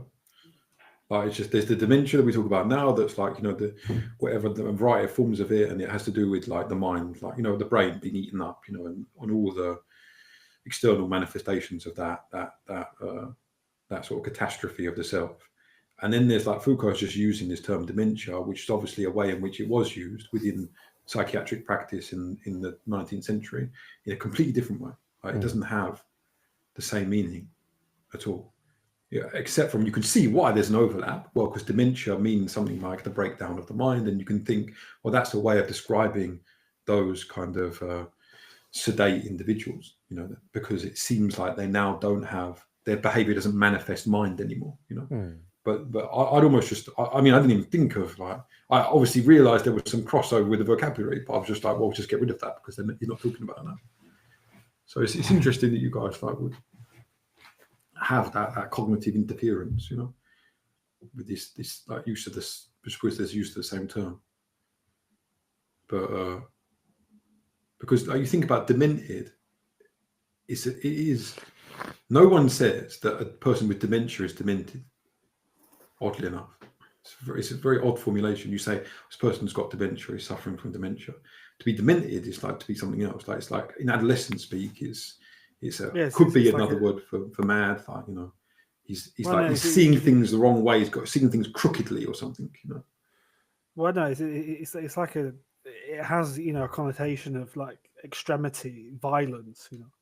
Yeah, like, you know, someone who's like demented. You know, is someone who's like, again, another different way to say you're mad. You know.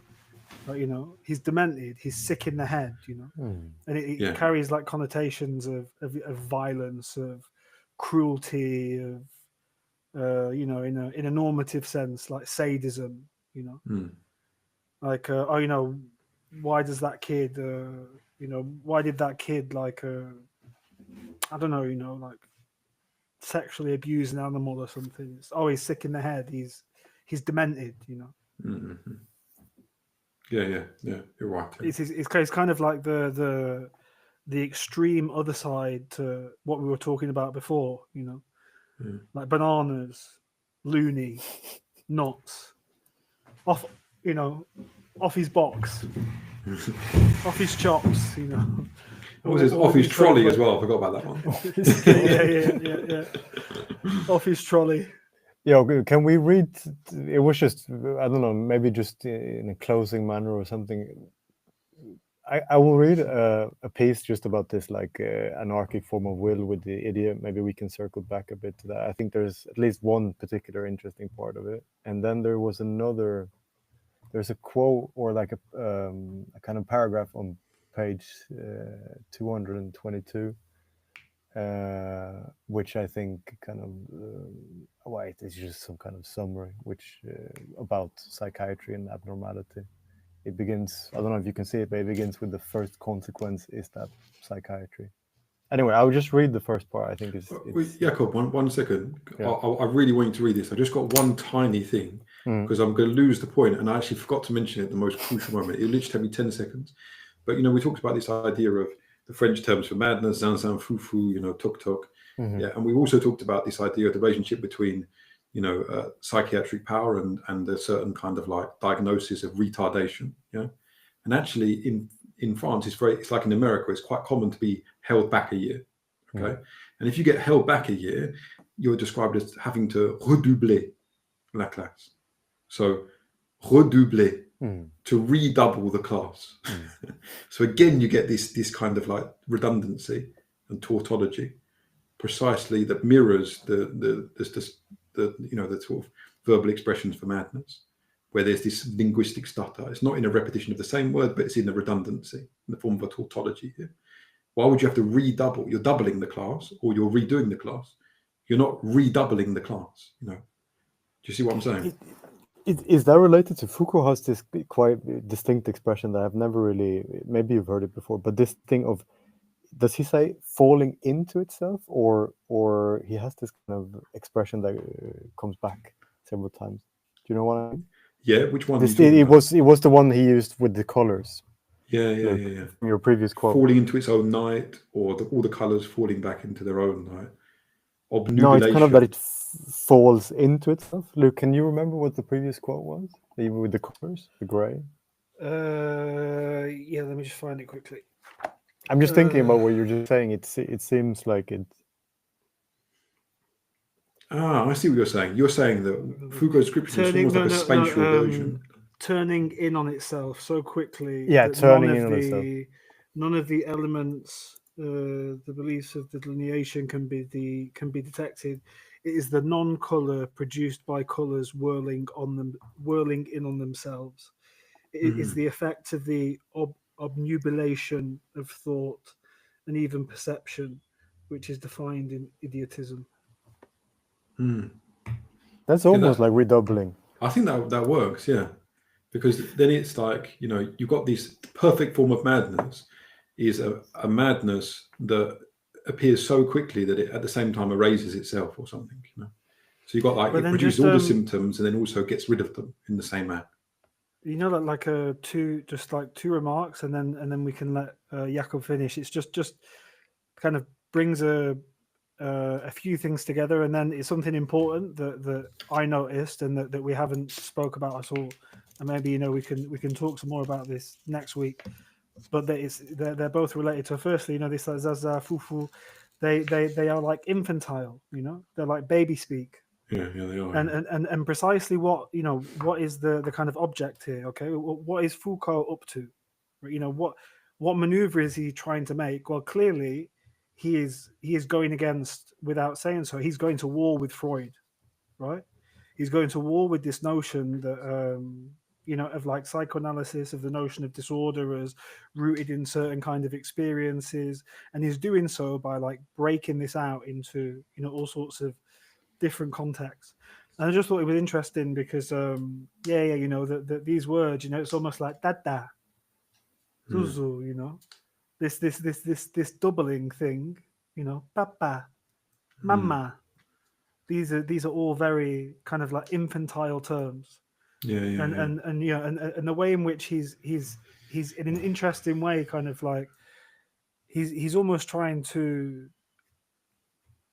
you know, and even in fact it relates to your reading of dementia, right? Because dementia is, or the demented in you know the beautiful passage that you read out is like the kind of end process, and it's almost as if he's trying to, if you think of this not, he's trying to drag madness from the infantile, from childhood, and to reposition it rather at the end of a process rather than as a beginning. That was interesting.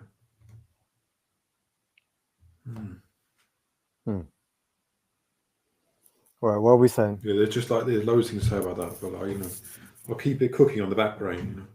Well, we can return. I mean, Go for it, Jakob. No, just because it goes back to what we were talking about with idiots, right? And then, so page 215. What is instinct? It is a certain anarchic form of will which consists in never wanting to submit to the will of others. It is a will which refuses to organize itself in the mode of the individual's monarchical will, which consequently refuses any order or any kind of integration within a system. Instinct is a will which wills not to will, and which stubbornly insists on constituting itself as an adult will. The adult insists on not constituting itself as an adult will. The adult will be characterized for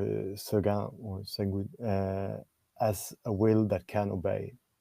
Instinct is an indefinite series of small refusals opposed to any will of the other person. I don't know. There's just something very nice with the way he characterizes that, like as a will, like the adult as a will that can obey. I think is very nice. In relation to all of the stuff we've been talking about. And then I don't know if one of you wants to read, but then on 222, he kind of goes on then to summarize this abnormality. Can you see it?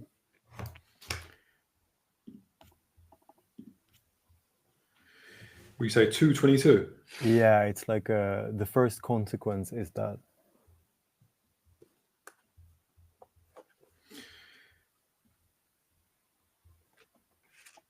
Yeah. Do you want to read it? Well, I can read it. Go for it.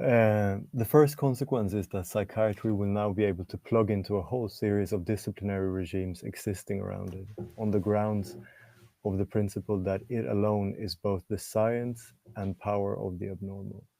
Psychiatry will be able to claim for itself everything abnormal, all these deviations and abnormalities in relation to school, military, family, and other forms of discipline.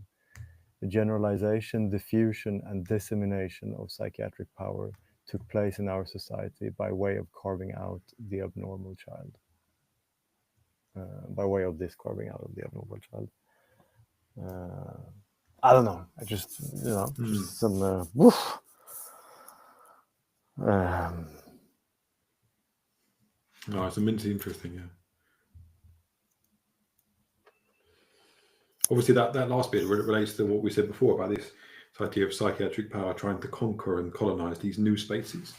The spaces they're inhabited by kids, centered around kids, centered on kids, like home, playground, now extended to streets, shopping malls, schools, therapy clinics that specialize in treating children, blah, blah, blah. Right. But yeah, as he says here, military family. And I guess there is obviously between madness and unruliness, in the sense, or let's say insubordination or anarchy, there is a link, but there's a little bit of a jump there, because there's a distinction between, refusal of power and then actual madness. But in the relationship between, let's say, conformity and abnormality, there is no jump at all. So if you're able to move from being a specialist in madness to a specialist in abnormality, that suddenly opens up your jurisdiction like exponentially. That's another thing I'll say about this. Well, should we come back to this stuff? I think we definitely should. It's so big as well. Like the instinct thing is so rich, but it's again, he does that weird Foucault thing where he just like, dabbles in it, goes paddling in this just for a single paragraph or two, and you're like, okay, like I'm ready for the next bit, but it doesn't come, You know it's going to come somewhere down the line, but just not yet. I mean, yeah. Personally, I think I could definitely, after this conversation, like just just reread basically these two, for next week, or just reread 9 and 10, and just kind of think again, because like I kind of said at the start, I think when I was reading it, I was just there are so many things that we haven't even touched. Yeah, I think these are like by far the richest, the kind of richest lectures. Yeah, especially we haven't even looked at 10 really at all. Yeah, but I feel that for me, I cannot do the truth event and the truth thunderbolt and the truth sky. For me, the asylum and that shit, it's too difficult to do in one session. I think it's impossible. I was like, extra hot vindaloo. Yeah, no, I think we should do a separate one on that, because I'm No, like, but it'll be fine. It's a nice way of like joining them together. These two because they go together as well. no, surely they do, but yeah. So let's do in sections, like. yeah. Well, let's so see what it's quite hilarious how he slips it in there. Well, let me just give you a sort of mini history of insane. the concept of truth. Insane. And it's fucking good as well, isn't it? Yeah. All right. So we should. Yeah. All right. Reconvene next week. Cool. Yes. All right, guys. All right. Lots of love. All right. Ciao, everyone. Yeah. See you next time. Good luck.